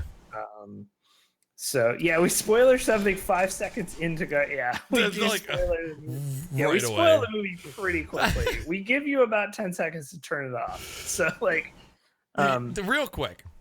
My girlfriend, she's Matt Weenie in chat, but she loves watching 1-star horror movies just because Yeah. there's a good chance of them being so bad that they're good. But most of the time, I like ask her, like, hey, how was that movie? She goes, oh man, it was not great. It was not great at all. It's like, well, that's the game you play. Yeah, I mean, I love bad action movies Yep. for the most part. And so, like, There she is. the first, Ballad of Johnny Crabclaws was the other episode we did. What kind of name is that? A man, like, I'll spoiler these Seagal movies for because who gives a fucking shit, to be honest. There's Spoiler no alert. plot in them anyway. I don't even remember the name of the movie. But the guy gets his hands mangled at the beginning, the main character. Okay. So we just called him, and we didn't know, Force of Execution. And it had Danny Trejo and Ving Rhames and Steven Seagal in Danny it. Trejo, And it came out in 2016. It came out last year. Force of Execution. But my God, Force of Execution. That one is worth watching because it is fucking hilarious. Okay. How bad it is. Ballad of Johnny Crabclaw is the name of the episode because we couldn't remember the character's name, so we just called him Johnny. We just called him Johnny Crabclaws for the whole. I thought that was the name of the movie. I was like, no. wait a minute. Force of Execution is the name of the movie. It's Okay. actually a sequel to the movie A Good Man, which came out in 2015. Both are on Netflix. If you really want to punish yourself, Oh my God. these are some good ones to watch. Those two are just funny bad though. Like Asian Connection, I'm telling you, don't watch it. Okay, Just all right. don't watch yeah, it. I sense a cinema spanking in my future. Yeah. Those two, A Good Man and Force of Execution, are bad. Like all these movies are bad, but Okay. those are funny. Like you can watch them and be like, holy shit, this is so bad. I'm laughing at it. Okay. Asian Connection is just like, It's really bad. See, but now I mean, you it's have me just- intrigued because I want to know what it feels like. I want to feel pain, Dan. man, I watched 45 minutes of it, turned it off, and had to watch the other 45 minutes like another day. Like I couldn't do the whole movie. The fact that you had the dedication to actually go back and turn it back on. That's like putting on a condom sponsored by Big Red and having sex and going, oh God, that burns. And the next day being like, well, I still have one left. I'm not much for wasting, so let me put this back on. So yeah, we do a lot of movies and a lot of TV show stuff. We'll talk about like just stuff we've been watching that week or reading. Hazard reads. I don't really read, but he reads a lot. I can't read. I just can't. God, dude. Yeah. Sorry. No, but yeah, we really like talking about movies and music, and we'll do whole episodes, like I said, on that. So it's more focused on that. Okay. If we have a discussion piece, then we'll pick that out for the week. But most of the time, we just do what me and you are doing right now, like just shooting the shit. Just kind of shooting the shit, yeah. Which is what I wanted. I didn't want a completely structured podcast. Yeah. So yeah, that's kind of what we do. Video game therapy, guys. The Give it a listen. And what? Yeah. If there's somebody that can throw either, if you want to link your Twitch channel in chat, or if you want to throw the link to the YouTube playlist in chat, that is more than welcome. By the way, before my cat got back here last time, he was just sitting here and he was just staring at you, like literally sitting in front, like hands right at the keyboard, just staring at you. I think it's the beard. I think the beard has got him. And that was I started this podcast almost a year ago next week, and I love everything about it. I love just being able to hang out with my friends that I don't get to talk to on a day-to-day basis. I enjoy gaming and streaming, but I'm on the same page as you, to where I love video games and I love Twitch streaming, but I don't see myself as like a primary video game focused streamer. Like there was a really long time I was going through a rough patch when I first started Twitch, and just trying to find out what kind of broadcaster I was and like my audience and stuff like that. And I was having a really rough time, and I loved doing the GSN Weekly podcast. And then we would end the podcast and I would think about doing my normal show, and I would just be like, man, I really don't care about playing video games on Twitch at all. Like, I just want to go back to just hanging out with my friends and talking and hanging out with people in chat. Yeah. And it's not that prominent now. Now there's an equal love, because I found what I like to do on Twitch, and that is a lot of Rocket League and a lot of podcasting. Like I already had the show with a bunch of my friends where we talk about gaming, streaming, and tech. And I was like, you know what? This is really great, but I'm still yearning for something more. And I really want an avenue to be able to reach out and talk to people that I don't get to talk to every day, or that I don't get to talk to on Crocs, the 5-man show. And so I was like, you know what? I need to think of something where I can just shoot the shit with one other person. And if something big is in the industry, like, you know, right, like E3's coming up. Exactly. You know, it's a big topic. Then yeah, we can touch on that. But like I said, you saw the script. It's pretty much like, hey, I want to ask you some questions about real life, and we went off on a couple tangents here and there. And that is the podcast that I want to listen to, because I just don't want to be another podcast that does news, like gaming news. Because who isn't doing that? I've always really enjoyed and the way when I started, well, I was one of the people to start the Gaming Mob podcast, and the way I structured it initially was I just ripped off Giant Bomb's format, because it's such a good format. But the way they do it is the best way to do it, where they go and they talk about games, but the talk about games usually lasts about 2 hours of the 3 hours, but they're just bullshitting. They're not like giving a review, or, and they'll just go off on tangents on there, and they'll just, forget what they were even talking about. And then they'll go into, some gaming news and then some viewer emails. And so that was like I was like, this works really well. Yep. So we can do this. And I basically then started eventually listening to Joe Rogan. Yep. And his podcast is a special fucking thing, because so for me, I don't listen to every episode by any means. I listen to guests I want to hear, because I know that I'm going to hear that guest talk about whatever for 3 hours. So I want interesting people. Yep. And you can hear him or whoever and Joe talk about, a variety of topics over 3 hours. It's usually not very focused, even if there's a rare episode where the person is on there for, a reason or a certain something. Subject. Like he had like the guy who's running Scientology, he had his dad on, the guy that's running Scientology. He had that guy's dad on. So that whole episode was basically on, what it was like to be a Scientologist and like all that stuff. So like, there's episodes like that, but for the most part, it's like Joe has an interesting person on. Like he had Henry Rollins on. It was like one of the greatest conversations I've ever heard. For 3 hours. Like that kind of shit is amazing. And Henry is not a very forthcoming guy. So it was like Joe just got him to open up though. Yep. So, that was the kind of podcast I wanted to run. Like we had to have some discussion points, and we've done the movie themed episodes and stuff, but for the most part, we just want to talk about whatever. It's funny you say that, because listening to that podcast was a direct inspiration for me wanting to do this, because I was like, I see a guy who does not give a fuck about a lot of things, but really truly cares about a lot of other things. And I see a dude who just likes to have interesting conversations with people that he likes to talk to, and people get a kick out of the conversations that they have, and it stirs up topics of discussion. And I'm like, I want to fucking do that. I want to have dope ass conversations with people that I enjoy spending my time with, and like one of the biggest things I want to do is I want to learn. I just want to learn. Like, there's been that's Joe's thing. He just wants to learn everything. Yeah, he just wants to soak in everything. Like, the thing about the NFL, how there was an orientation for people that are like drafted. Like, for my life going forward, is that like useful information for the hobbies that I'm interested in? Right. No, but it's fucking fascinating, and I'm super glad that I learned it. And it's little things like that I want to experience throughout doing the show. And it's cool because Joe had like Arian Foster, who's a running back for the Texans. Yep. He's retired now. He retired after like 6 or 7 years. Like did not play very long. Super interesting guy because he just doesn't give a shit about football anymore. Yeah. Like that was the reason he retired. He's like, I just don't care. Yeah. I just don't care. I just didn't want to compete anymore. Like it wasn't even a health thing. It wasn't even like, it hits to the head or anything. He was just like, I was done.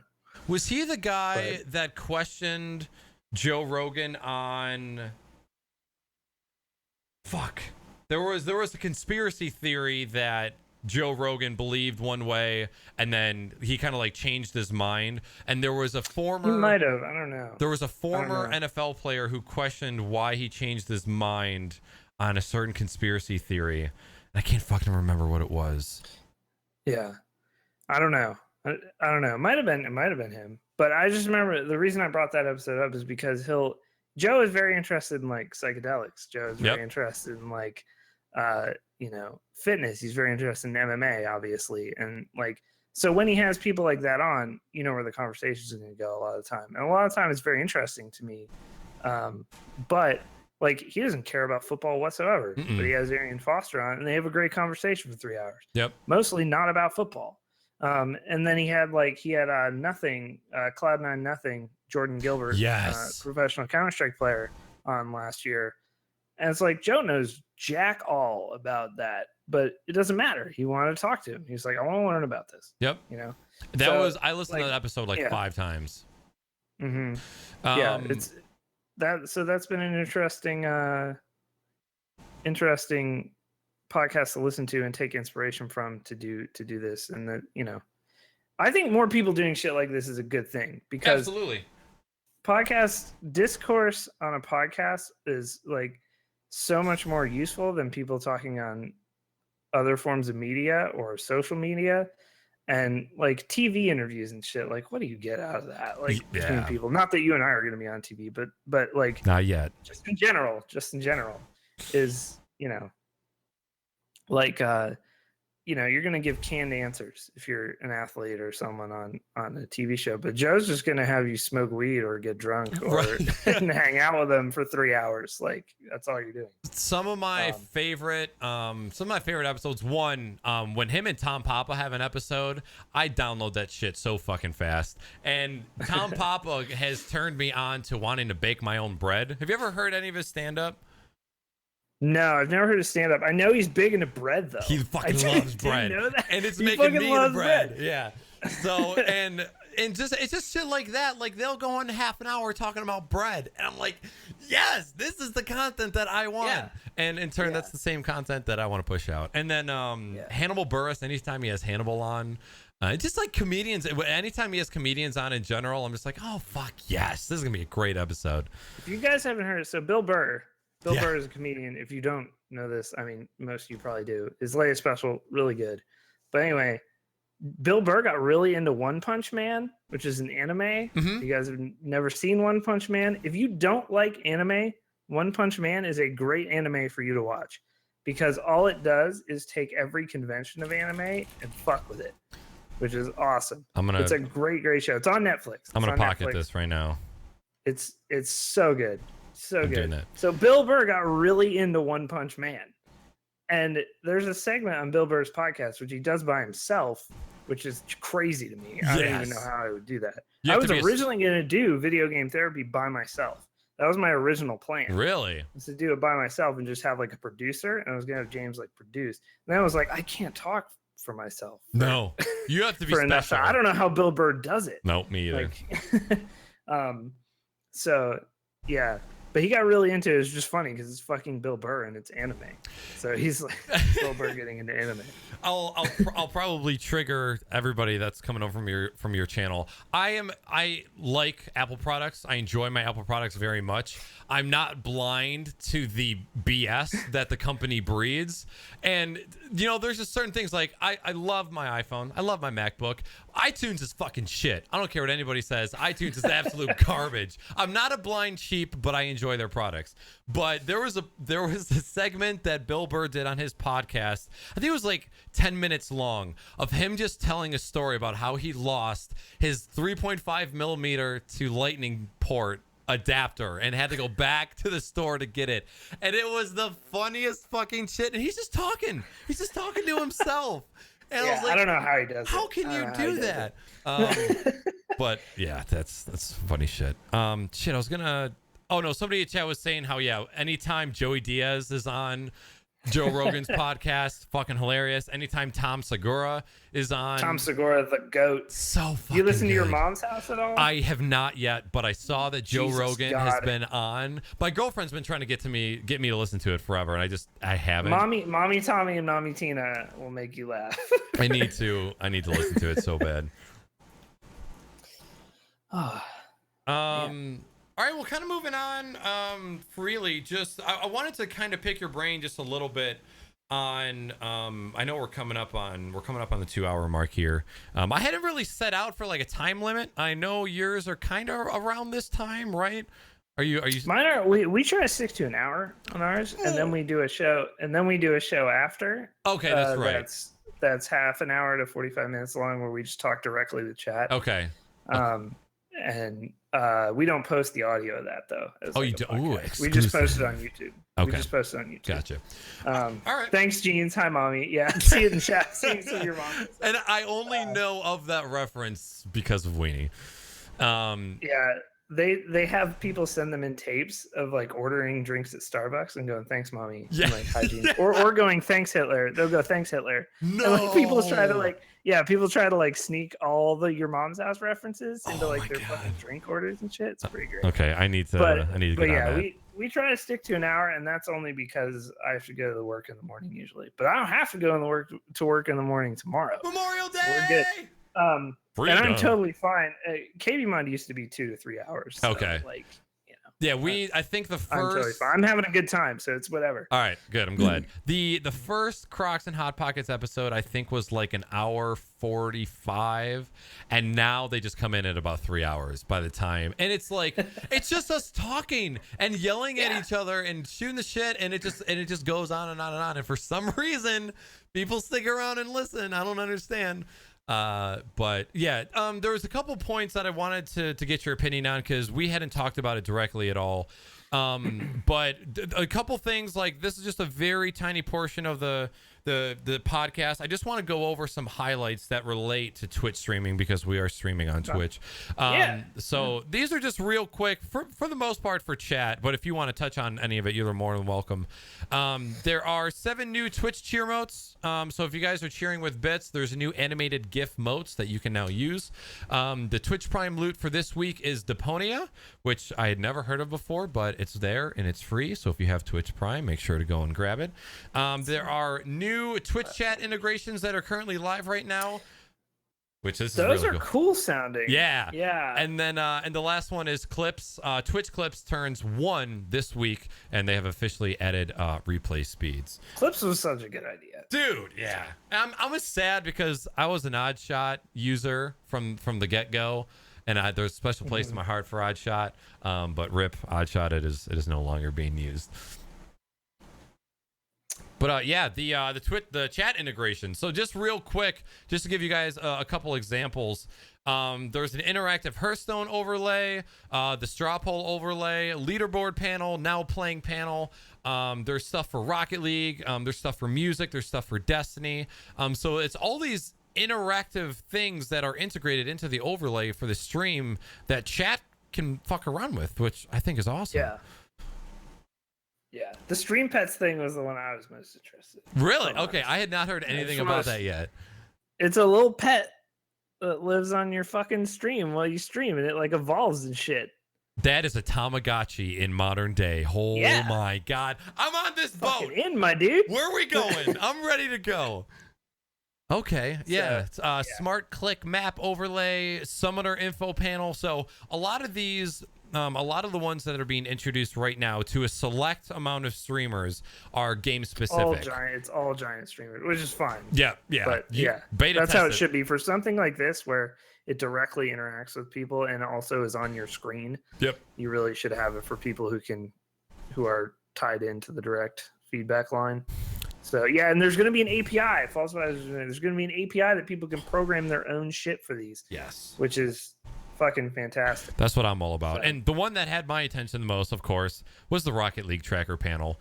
I would love to have something like that because I don't watch a crazy amount of pros on Twitch right now, just because If you work a full-time job and you stream on Twitch more than 3 days a week, it is borderline impossible to watch anything else on Twitch unless you can watch Twitch at work.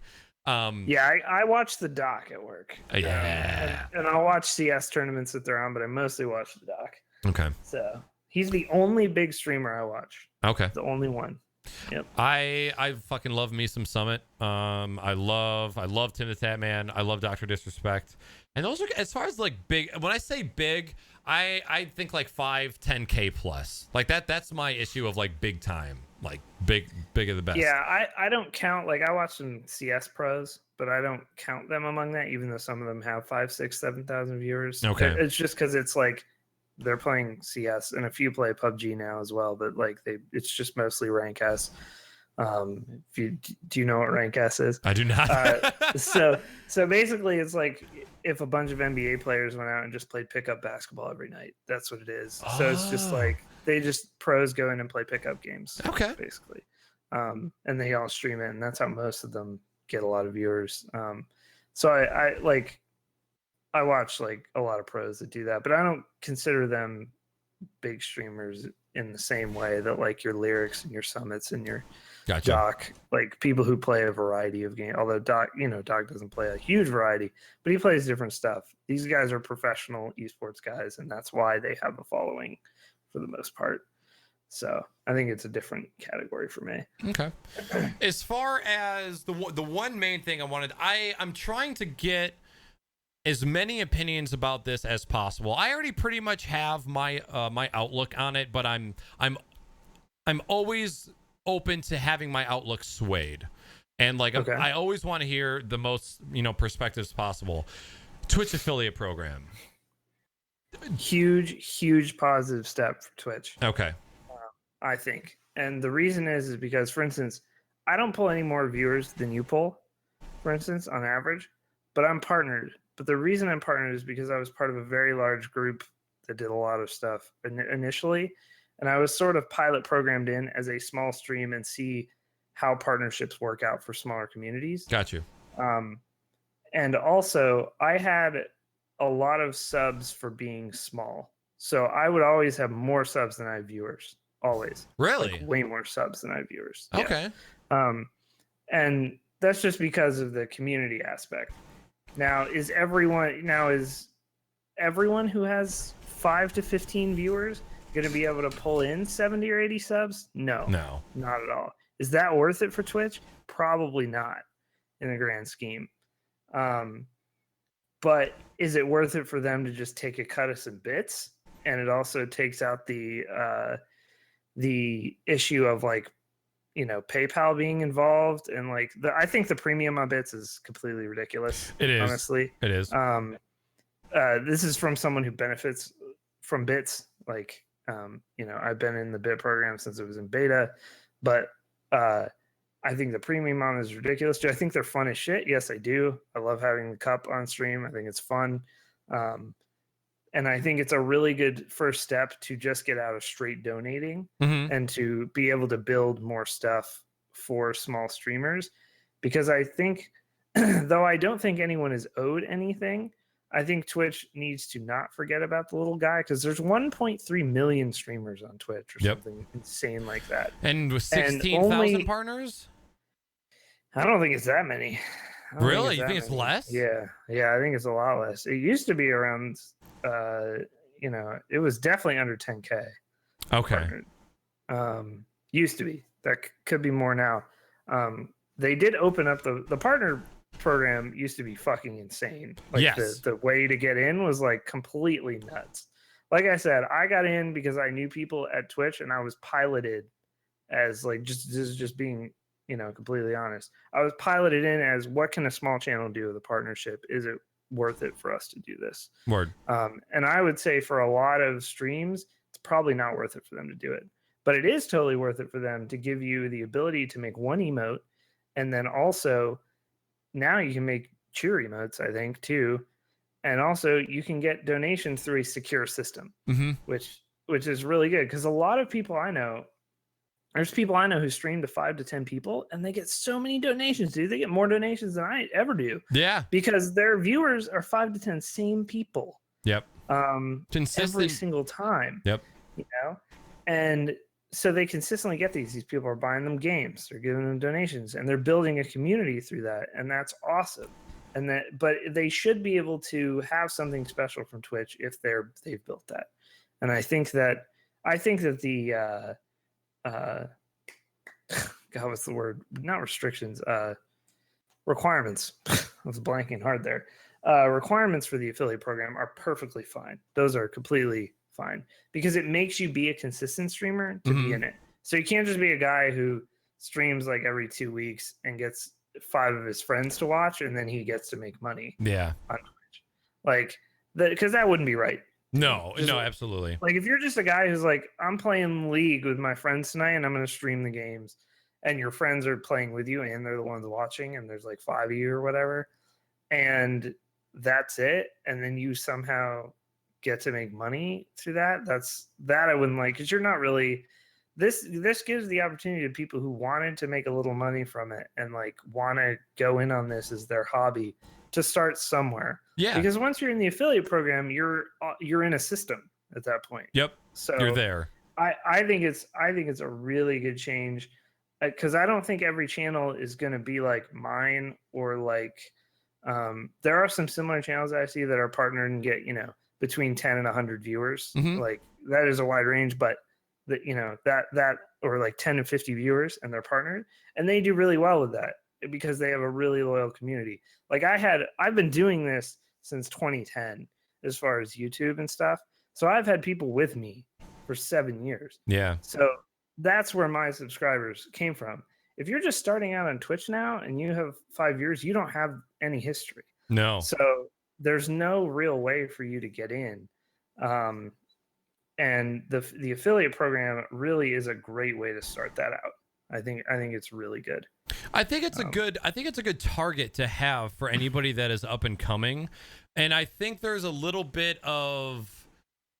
tiny bit of resentment in the air, because obviously, like, as the platform evolves, things are going to get easier for the people that are starting out now compared to where it was, before. I think it's way harder to get discovered now. I think it's really, really difficult. Because like when I had 400 viewers, I had like 6 or 7 people retweet me that were like inside of other Twitch communities, and like there it went, and that because there were only like maybe 1,000 channels or something total on Twitch. So this dude's playing a crazy bullet hell game. Like, let's go watch. It's kind of intense. Like, that's not going to happen these days. Like, it's just not going to happen. Nope. Unless you get your share of Eli's or your Dr. Disrespects, or like Future Man Gaming when he broke out. He broke out real crazy because he had this crazy character and he doesn't even do the character. Yeah, he's just a normal streamer guy now. Anymore. And his numbers are way down too.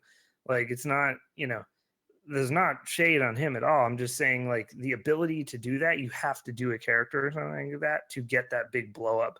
It is a complete crapshoot. Do not think that you are going to blow up on Twitch, because it's probably not going to happen. Yeah. Like, not to discourage anyone from streaming. If you want to stream, you should. But like, it's so hard now. It's like YouTube became 3 or 4 years ago. Yeah. I used to pull like a few thousand views a video on YouTube, and that was like pretty decent. And now I get like 50 to 100 because I stopped posting for a while. But there's so many YouTube channels. There's so that, it's so easy. You have a Google account, and you have a YouTube account. Yeah, you're lost in the sea. I also think Twitch's search functions and stuff are horrendous. Yeah, they're really bad. I don't ever search Twitch. It's all word of mouth that I find. That's a big thing that they need to improve here is not necessarily discoverability, because I found a lot of the Dark Souls streamers that I found by just clicking on Dark Souls. Okay. And going in and then like looking at a stream and being like, oh, this person's, pretty cool. And like, that's how I found a lot of Dark Souls streamers. But and a lot of people found me through NHL 17 or NHL 16, the NHL games, because there's not that many people that stream NHL. So I'd have 20 viewers and be like top 5 NHL streamers because nobody streams it. Yeah. So they'd be like, holy shit, someone's playing GM mode in NHL. And that was, I was never going to do that for every stream. Yeah. I was always going to be variety. I love playing NHL. And I love talking about it. Hockey's, I'm a super huge hockey fan.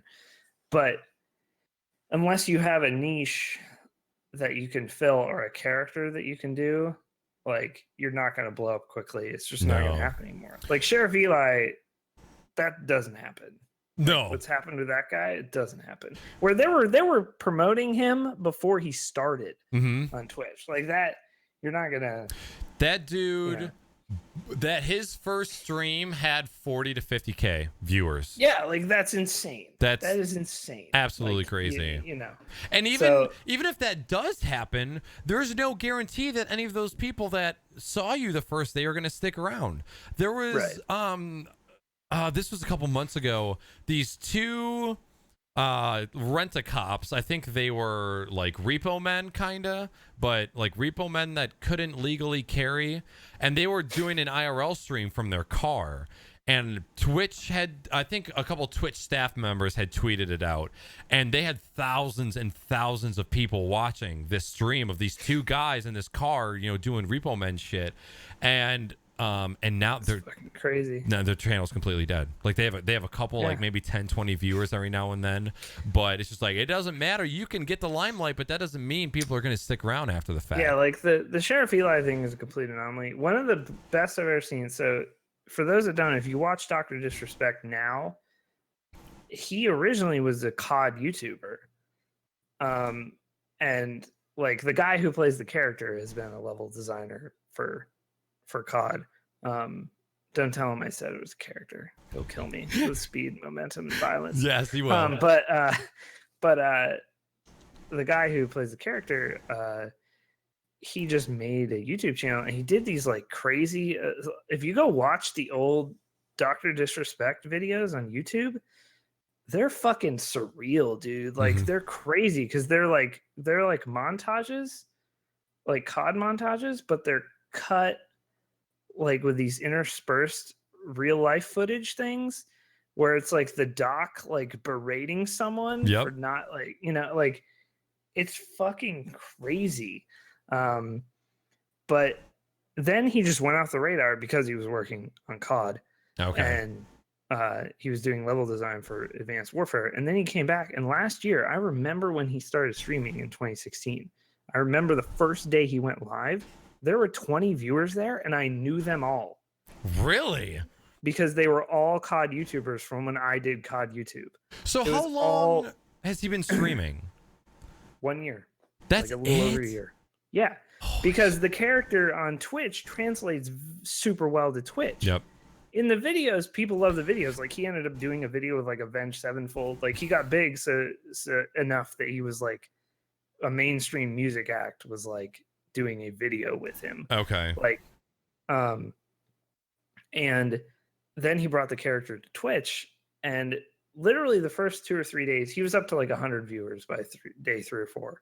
Like this is a guy who has 17,000 viewers now, but he wasn't at 1,000 viewers for like a few weeks. Okay. Like, you know, because people were just not sure. Also, his like know-how with the tech, with streaming tech, was super bad. Like really, his, like OBS settings and shit. Like he did not know what he was. And now it's all pristine. Oh, it's so professional. Yeah, it's ridiculous. But so you could like his run could have happened, but he had a fan base when he tweeted out. He hadn't tweeted on that Dr. Disrespect account for like 4 years. So people are like, what? Like, and when I say people, I mean people who used to follow COD YouTube a lot. They're like, holy shit, it's the doc. Like he's live on Twitch. Yeah. Because we hadn't seen him for years. And it was like he resurfaced. Like it was crazy.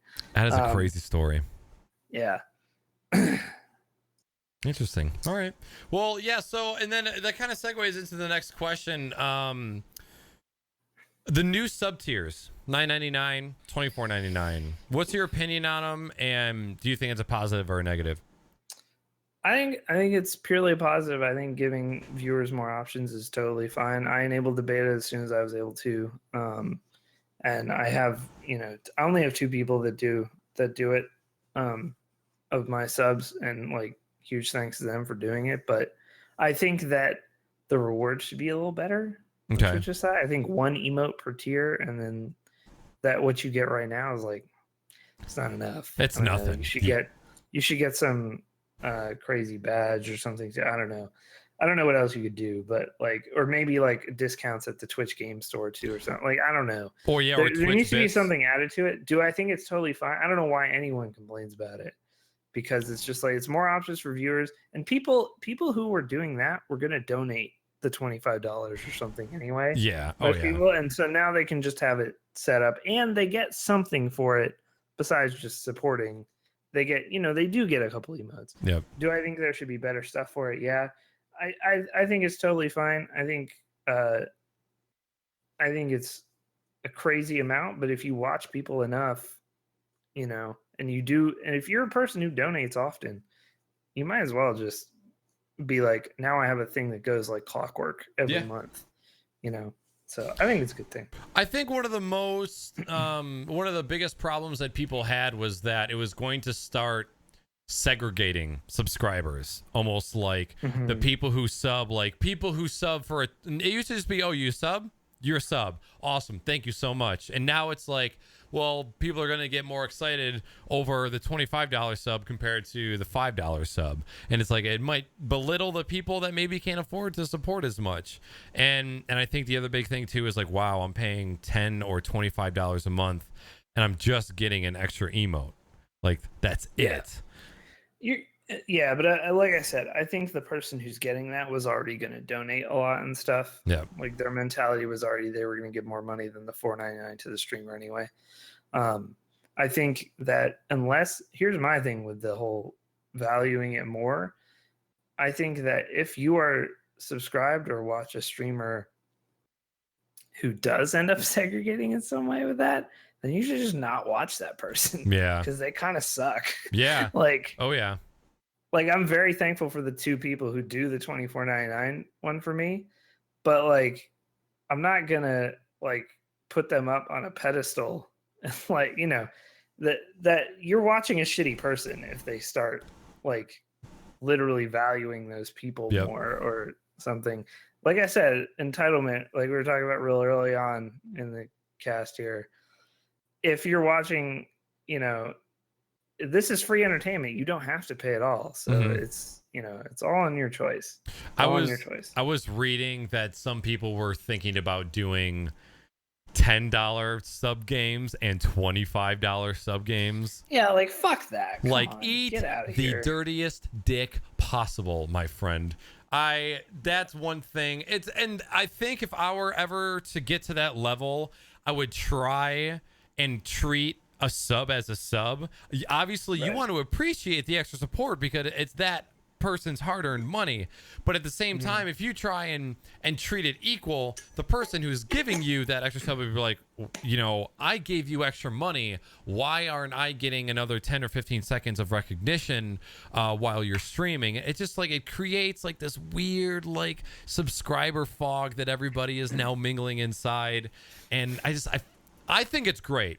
Personally, I think that if there's people out there who want to pay that amount of money, because like think about how much people pay for cable a month, and the amount of content, like there's 100, 200, 300 channels, but you're only watching 1 or 2 channels in a day for a certain amount of time, and you're paying $30, $40, $50, $60, $70 a month. It's like if you want to throw a Netflix subscription at one of your favorite streamers, then by all means do it.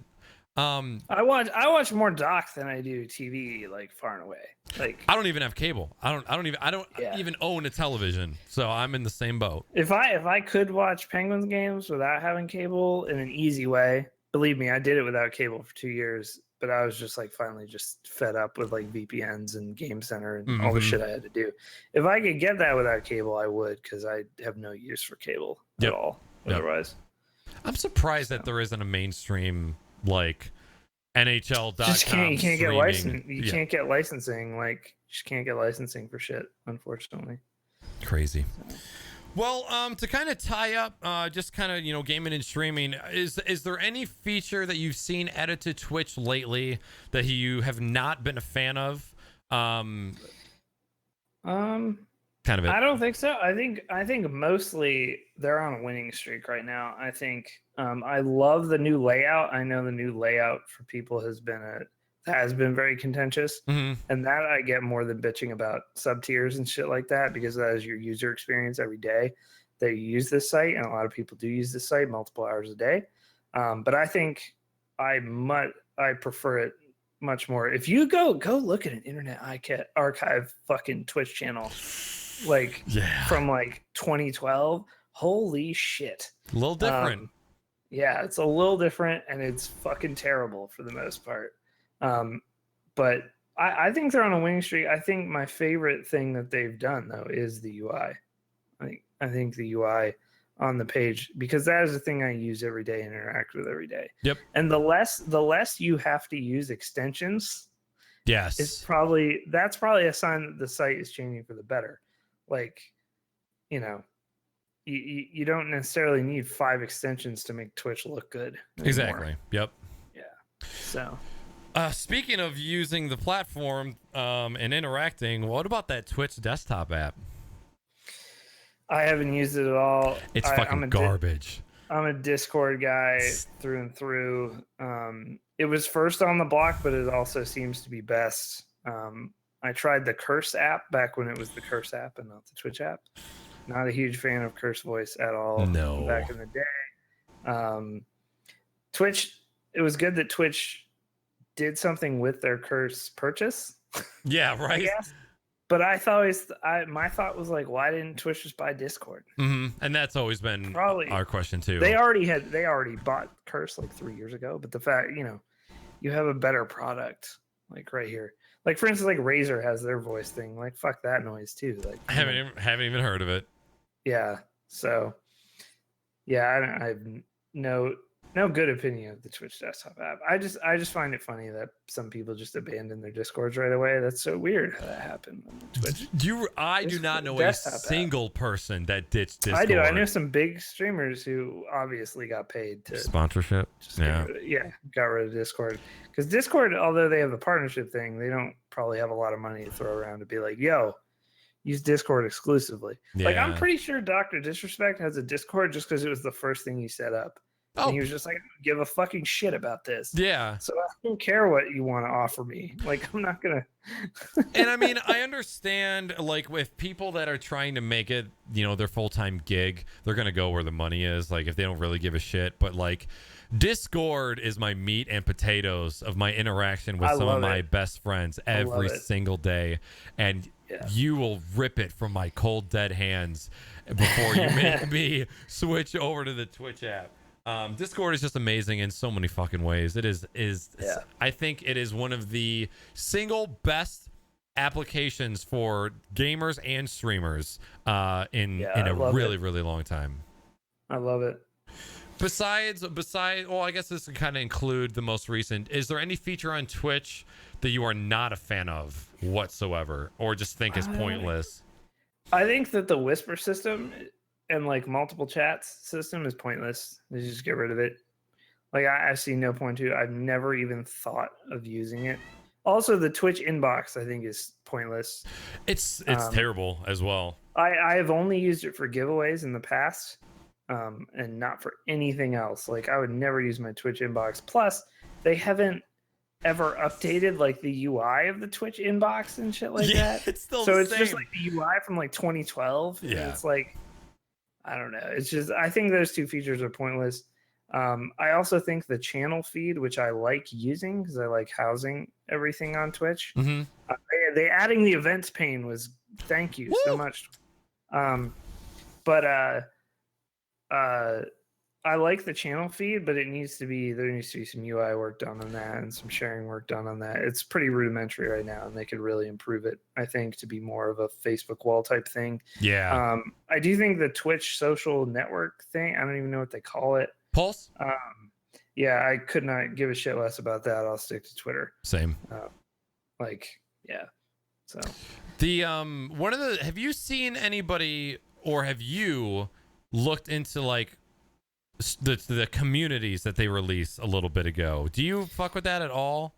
It needs a lot of work. I just put myself in variety streaming or positivity, one of the two, and like I just throw myself in there. I think it's a good thing to have, but I think the way they have it right now is Wild West to the point of uselessness. Yeah. Because anyone can create a community, which on one hand it's kind of cool because then you could be like, all my friends can be in the community, because not everyone can create a Twitch team. Mm-hmm. Like you have to have certain like metrics hit to create Twitch teams. Yep. Which I think maybe you should reverse that and maybe allow a lot of people to create Twitch teams and then not let everyone create communities. Yeah. Because there's like, if you search, like, for instance, positivity in the communities thing, there's like 17 of them. And it's like, well, which one is the one that I should use? Which one's the most positive? Yeah, which one's the most positive? What are the most positive vibes on this website? I'm looking for the vibes, I don't fucking know. So like, or like variety streaming. If you search variety streaming, there's like 10 different variety streams. So like, well, which one should I be in? Because I'm always like, well, that's basically what I do. Like, I'm not sticking to one game really. Yeah. I rotate a few games. I don't play a lot of new games anymore that come out. But like, it's just like, yeah, the communities needs. If I was at Twitch, I would just wipe communities out and start from the beginning. Same. Or I would wipe communities out and just let people create Twitch teams willy nilly. That's what I would do. I would just like, because if I could create like House Danister, which is what I call my community, if I could create that and then just invite community members to be a part of my Twitch team, I would do that. Yeah, whereas I would do the same. I don't have enough followers to make a Twitch team on Twitch. I thought it was if you had a partnership, you could make a team. No, I can't create a team. I'm partnered and I have like 4,500 followers or something. I can't create a team. Do you know what the minimum is? I don't know what it is. I don't know what it is, but everyone should be. I could create them when I was running the Caveman channel. I could create them on there. Okay. And they had like 10,000 followers though. So I think it's a follower amount. Okay. But yeah, they should just scrap communities and let anyone create teams. I think is what should happen. Because you still have to let people on the team and invite them. Yeah. Which is a better thing than just saying you're a variety streamer, just fucking here's variety streaming. Like, because no one's gonna. That's another thing. Like I mentioned earlier, discoverability is really bad on Twitch. There's like 500 streams in the variety streaming thing. It's like, well, why am I here? This is just like a game directory. Or do I change my community to Dark Souls when I'm playing Dark Souls? Because there's a Dark Souls community. Like, but which one? It's just. Yeah, so but why not just click on Dark Souls the game if you're looking for Dark Souls streamers? Yeah, it seems very redundant. Yeah, I don't know why it's there. So okay. Well, cool. Well, before we move on to the question part of the show, is there anything you want to touch on? Any topics? No, man, I'm good. It's been good discussion. I do want to go grab water really quickly. Go for it. I've run out of water, so if I can have like a minute to go get some water before I lose my voice. You are free. I'm just gonna fart into the microphone. Stream, I'm sorry. Well, chat. I guess I can take this opportunity real quick just to thank everybody for being here. This has been an extremely successful first episode, and I'll save more thanks for the end. But again, I greatly appreciate everybody being here, and I'm just having a blast. But like I was talking with NipNops a little bit earlier, this is just a different sort of podcast. There's going to be some people who really like this format and don't like the other format, so this one is going to be called 1v1, and then the show that we do on the other Sunday, so for those of you who are from NipNops chat that don't know, the Crocs and Hot Pockets podcast used to be a bi-weekly podcast that I did with my 4 friends: Salty Sam, Mr. 42, the Bad Robot, and Speed Demon. And we did that every other Sunday. And it's like a 2 to 3 hour show. And I love that show. We're still doing it. We do it every other Sunday at 9 p.m. And I was just looking for something else, something else to do in the podcast realm. I really wanted to, talk 1v1 with some other people and learn about a lot of stuff. And so this podcast was born. And I'm already thoroughly enjoying where this is going. And I'm, very blessed to have somebody like NipNops on for the very first episode to kind of help pave the way. So again, I appreciate everybody being here. Oh man, Okay, back. All right, yeah. You Water. know what? I just now realized I had to take a sip of my yesterday's water. Was how much more talking happens in a 2-hour podcast when there's 3 less people? Like Yep. a lot more talking. And so we've been pretty much I'd say about 2 hours here, and I'm like, oh. My girlfriend was like, "You're still going?" I'm like, "Yeah." Hey, if that's what she said, that's not that bad. Wow, you're still going? Yeah, girl. All right, cool. Well, we got a couple questions from chat. Chat, thank you so much for submitting these during the show. First question comes from Insane Asylum. Who is your favorite subscriber, and why is it Insane Asylum? Damn it, insane. Gotcha. It's Insane Asylum. And it looks like I don't have a favorite subscriber. There's a good answer. Very great They're answer. all equal to me. All right, second question. Disney Princess asks, favorite guilty pleasure food? Oh man, you know, Well, for us, would that be food that's shaped like dicks? So do we feel guilty for eating dicks? I don't understand how guilty pleasure can feed into food. Taco Bell for me, 100%. So, I'm like, I shouldn't eat this, but I God will. damn, it's so good. Oh, I had some today for the first time in weeks. Oh man. I've been eating so like healthy lately and good, and then I was just like, you know what? Because my girlfriend was going out to eat with a friend, and I had the podcast going, so I was like, I'm gonna get some Taco Bell tonight. Yeah. So I did. So, good stuff. So is it being bad for you? Is that what makes it a guilty pleasure? I think so with food. Okay. I think that's what it is. It's more just like, because when I get Taco Bell, I'm getting like 1,500 calories worth of Taco Bell. Yeah. I'm not getting like 2 soft tacos. Yeah, right. I'm going ham. I went to I try and keep my cheat day to 1 day a week, or 1 meal a week. Like 1 meal is a cheat meal for me a week. And this past week, I went to Hardee's and I got a how do you say a 1/3 pounder instead of a 1/4 pounder, or a 2/3 pounder? I'm sorry. Okay. No, it was a 1/3 pounder. It sounds like a dank ass sex move.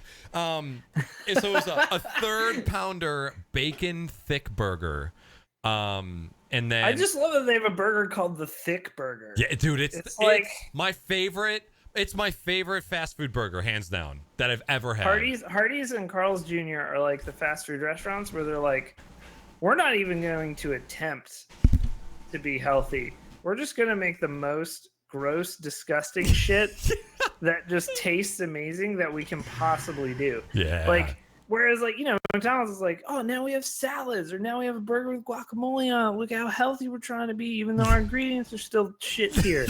No, Carl's Jr. and Hardee's are just like, nah, man, fuck you. Here's 1,200 fucking calories on a burger with 90% fat. Shove this in your fucking face hole, dude. And you're gonna love it. That is the... And you're gonna love it, and that's what we're about. Like, Taco Bell's got a fresco menu and shit. Nobody cares about that. Carl Jr. Get don't out give of a here. fuck. Yeah, Carl Jr. He had 8 heart attacks before he was 16. He doesn't give a shit, dude. There's nothing junior about that man's heart. I went to Hardee's. It was a large, the 1/3 pounder bacon thick burger, large curly fry, large Dr. Pepper, and I also got a second kids meal hamburger because I knew I wasn't gonna get full from it. And I added up the calories, and it was 1,700 plus for that meal. I was like, that is a half of a human pound of flesh that I just consumed in like 7 minutes, but it was so good. Oh my god, so good. Yeah, I had a Crunchwrap Supreme and a cheesy gordita crunch and a shredded chicken burrito for dinner. Oh my god, yeah, all about that. Good. All right, for myself, I would probably have to, if we're just talking about like food that's shitty for you, Hardee's is definitely, like, if I don't eat much fast food at all anymore. That's probably the first fast food I've had in months. But I would say I would go with that Hardee's thick burger. I like it thick. Hazard to Gosu. Am I saying that correctly? Yeah. Okay. James's dumb name. All right. Well, he first asked, "How could you do this to me?" I'm guessing that's towards you. He said earlier in chat, he was like, You've dumped me for a younger, more attractive model. Oh, Hazard, I've seen you. You're just a dapper motherfucker. Get out Hazard, of here. we're doing a podcast tomorrow, dude. Calm down. Wait, It's a one-night stand, okay? instead of Tuesday? Oh no, Tuesday. We're doing a podcast Tuesday. I keep thinking Yeah, Memorial Day's got you all fucked up. Memorial Day's got me all fucked up. Yeah. We have Calm down, dude. we have a couple of questions that are just your emotes. And so it's Dern Energy, Dern Gold, Dern Energy, and Dern I'm guessing that was when we were talking about the emote, the thinking emote. I love that thing. Awesome. Roma asks, you're riding on the highway, and okay, first of all, one thing I'd like to say, one thing I've always admired about the podcast that you've done is that your audience has the best questions I have seen they have always come up with the best questions. So anybody that is here that has watched NipNops for a while, I know that you have a part in these amazing questions. So I just want to say that I was thoroughly entertained. Thank you very much. So Roma asks, you're riding a bike on the highway and you have to take a poop. Do you pull over and use a public restroom at the nearest rest stop, or do you take a chance and wait until you reach your destination? I'm taking a chance, my dude. Yeah. Like, okay, it depends on how urgent is this poop. Like, you have to gauge the urgency of the poop here, because if you're just like, oh, I just feel like a poop's coming, you could probably just try to hold on to that until until you get. But if if you got some exposed poop, if the turtle head is coming out, you should probably pull over. Yep. If get you to that rest stop. Yeah, if you have one of those farts that is stopped midway because the turd has officially crested your butthole, it's crowning. It's probably a good time to pull over. But it also what did you eat? Did you have General Tso's chicken from the gas station, or did you have like a lovely chicken salad? That's all gonna depend. I have, since I've hit age 25, my bladder has just gone to shit. I have to pee all of the fucking time, and if it's I gotta pee, I'm gonna.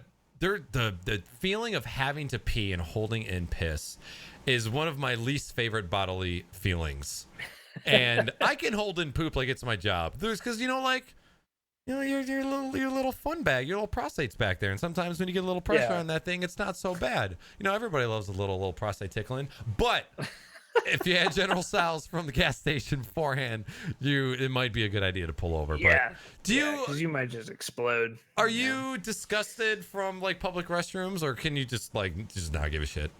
It has to be pretty bad for me to be like, I'm not gonna go here. But there is a line, but it's got to be pretty fucking heinous for me to not, if I go in there and there's clothes discarded by the toilet and somebody's camping out. Poop. There's poop behind the toilet on the wall. You're like, I don't even know how this physically happened. This is ridiculous.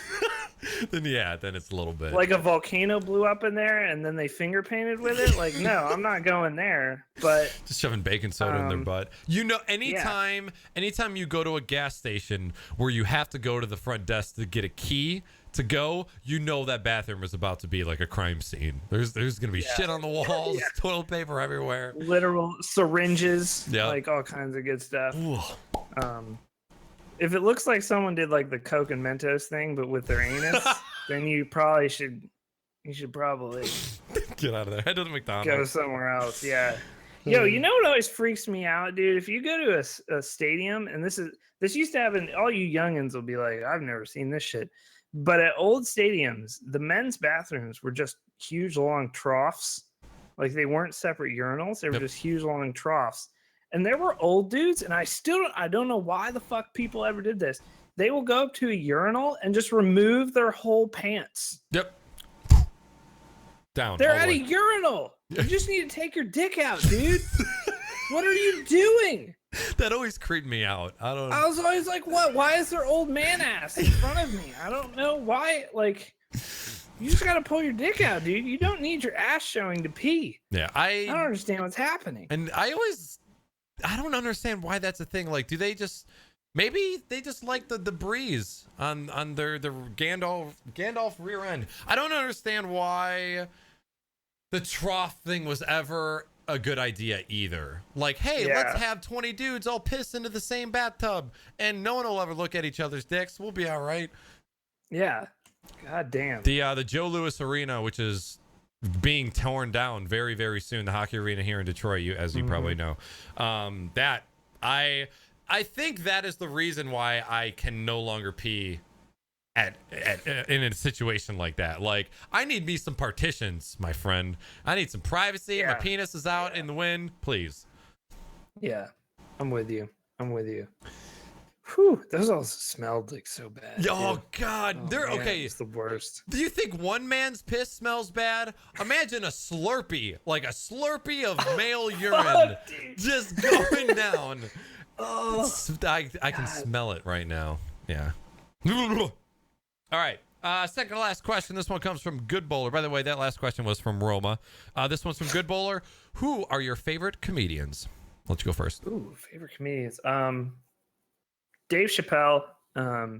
If you have not seen the new Netflix specials, like both of them, I need to. Holy fucking shit. He is still real goddamn good. Bill Burr, for me, for sure. Louis C.K., of course. But Tom Segura, his stand-up is absolutely fantastic. Really, really, really enjoyed his latest special. Also on Netflix. Like, Netflix is like, if you want to watch some comedy specials, Netflix has a shitload of them. Yep. Bikes. But Jedi with the fucking Chappelle. Oh my god, I don't want to spoil it. Yeah, please don't spoil it. But that punchline is so good. Bo Burnham's what? Holy shit! Someone just reminded me of Bo Burnham. Isn't he done? I heard that he's done. He might be with comedy. Like, he does not want to do it anymore. Maybe not. Chappelle checked out for a good decade. A while. I sure hope not, because Bo Burnham was like one of my favorites for sure. I like Bill Hicks from that's early 90s comedian. If you guys don't know who Bill Hicks, he was a huge influence on a lot of comics today, Joe Rogan especially. A lot of people. Bill Hicks has a couple of his old specials before he died are on Netflix from like the early 90s. Go look those up. They're good. Yeah. Okay. I agree with a lot of those. Somebody in chat named one of my first ones came to my mind. Mitch Hedberg has always been a fucking god in my eyes. Yeah. I love Joe Rogan. I have just now come to love Tom Segura. I love Anthony Jeselnik. If anybody in chat I've never seen him. Okay. He is one of those comedians that says things that make you go, did he just say that? Like, he is very, like, will say things that are very mean and very borderline. No, not borderline offensive. They are extremely offensive.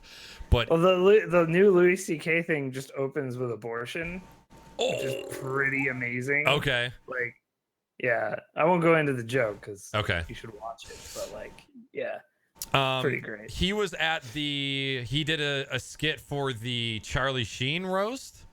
And it was, oh my God, it was just 4 or 5 minutes of just uncomfortable laughter, but really fucking good. I love Bo Burnham. I also love Bill Burr. I'm trying to think of the Hannibal Buress is another one of my favorites. Hannibal Buress, yeah. Kyle Kane is another one of my favorites. Never heard of him. And the Amazing Jonathan, who does magic. I don't think he does. I don't think he does it anymore, but he did a magic show. The Amazing Jonathan's Comedy Central special is hands down one of my favorite specials, like, to date. Mm-hmm. Yeah, the Netflix is so good now for that stuff. Like, dudes doing, because you used to have HBO or Showtime to watch comedy specials for the most part. Yeah, the Comedy Central ones were super edited, so you didn't get like big names and stuff on those. So, I'm sorry, it's Kyle Kinane, not Kyle Kane. Okay. All right, final question. Nandy asks, have you guys heard about MMA fighter Rampage Johnson playing a lot of internet personalities as of the recent months? I've only seen a couple videos, but I think it's grand. I think this is the MMA person who's a streamer now. Is he doing? Yeah, I know he's doing streaming. No, oh wait, no, I'm thinking of Mighty there's Mouse. two. There's a few of them. Mighty Mouse, yeah, Mighty Mouse streams regularly. I'm not sure what is he saying, like Rampage Jackson does characters or something? I guess so. I have not seen anything about this yet. Jackson Twitch. I'm like Rampage Jackson, yeah. Because I think Weenie was the one who told me about Mighty Mouse, or maybe it was Mr. 42. So okay, so this is the 5th time he's jumped up during this show. What's your deal today? You got food? I love you. We already napped today. I don't know. I haven't watched him. Okay. I hadn't watched him, but I love you. Bye. Okay. Yeah, I don't know. Oh, has he been like talking shit on people or something? I don't know. Oh boy, we got a real soda poppin' Mitch Jones wreckful situation I don't know. going I don't on know. right now. I'm looking. Okay. I don't know. Okay. But yeah, I'm not surprised at that situation. I know Mighty Mouse streams a lot though. Yeah. Oh yeah. Okay. Like he's basically a streamer when he's not fighting, which is kind of cool. All right. So. Alrighty, well that is it that we have for the chat questions, and unfortunately that is actually going to be the end of the show as well. So NipNops, I want to give you a quick moment to say who you are, your social media. I'll have one of my mods throw a guest command in chat, and just let me know what you got coming up, any streams, feel free to throw out anything. Yeah, I mean, you can come check out our podcast, Video Game Therapy. It's live on my channel on Tuesdays. We also, it's on every podcast platform, like most, iTunes, all that good shit. We also have it on SoundCloud and YouTube, so you can check that out. Hazard and I, like I said, we mostly talk movies, stuff like that. We also talk games, and take viewer questions via email. We take them via email. Okay. So you guys can check that out. It'd be great if you subscribe to it on iTunes and give it a rating and all that shit. You can check me out on Twitch, twitch.tv/NipNops. Naaackers sometimes is auto hosting me and I'll host him. And but yeah, I play a lot of Souls games lately, a lot of Battlegrounds, RPGs.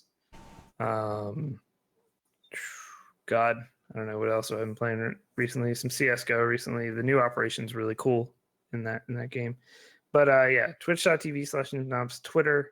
I'm on NipNops TV. And yeah, come check it out. We have a Discord as well. So awesome, dude. Well, it was an absolute blast, and again, an honor to have you on here. For those of you who don't know, I had been listening to Dan when he was doing the KB Mod podcast for fucking years.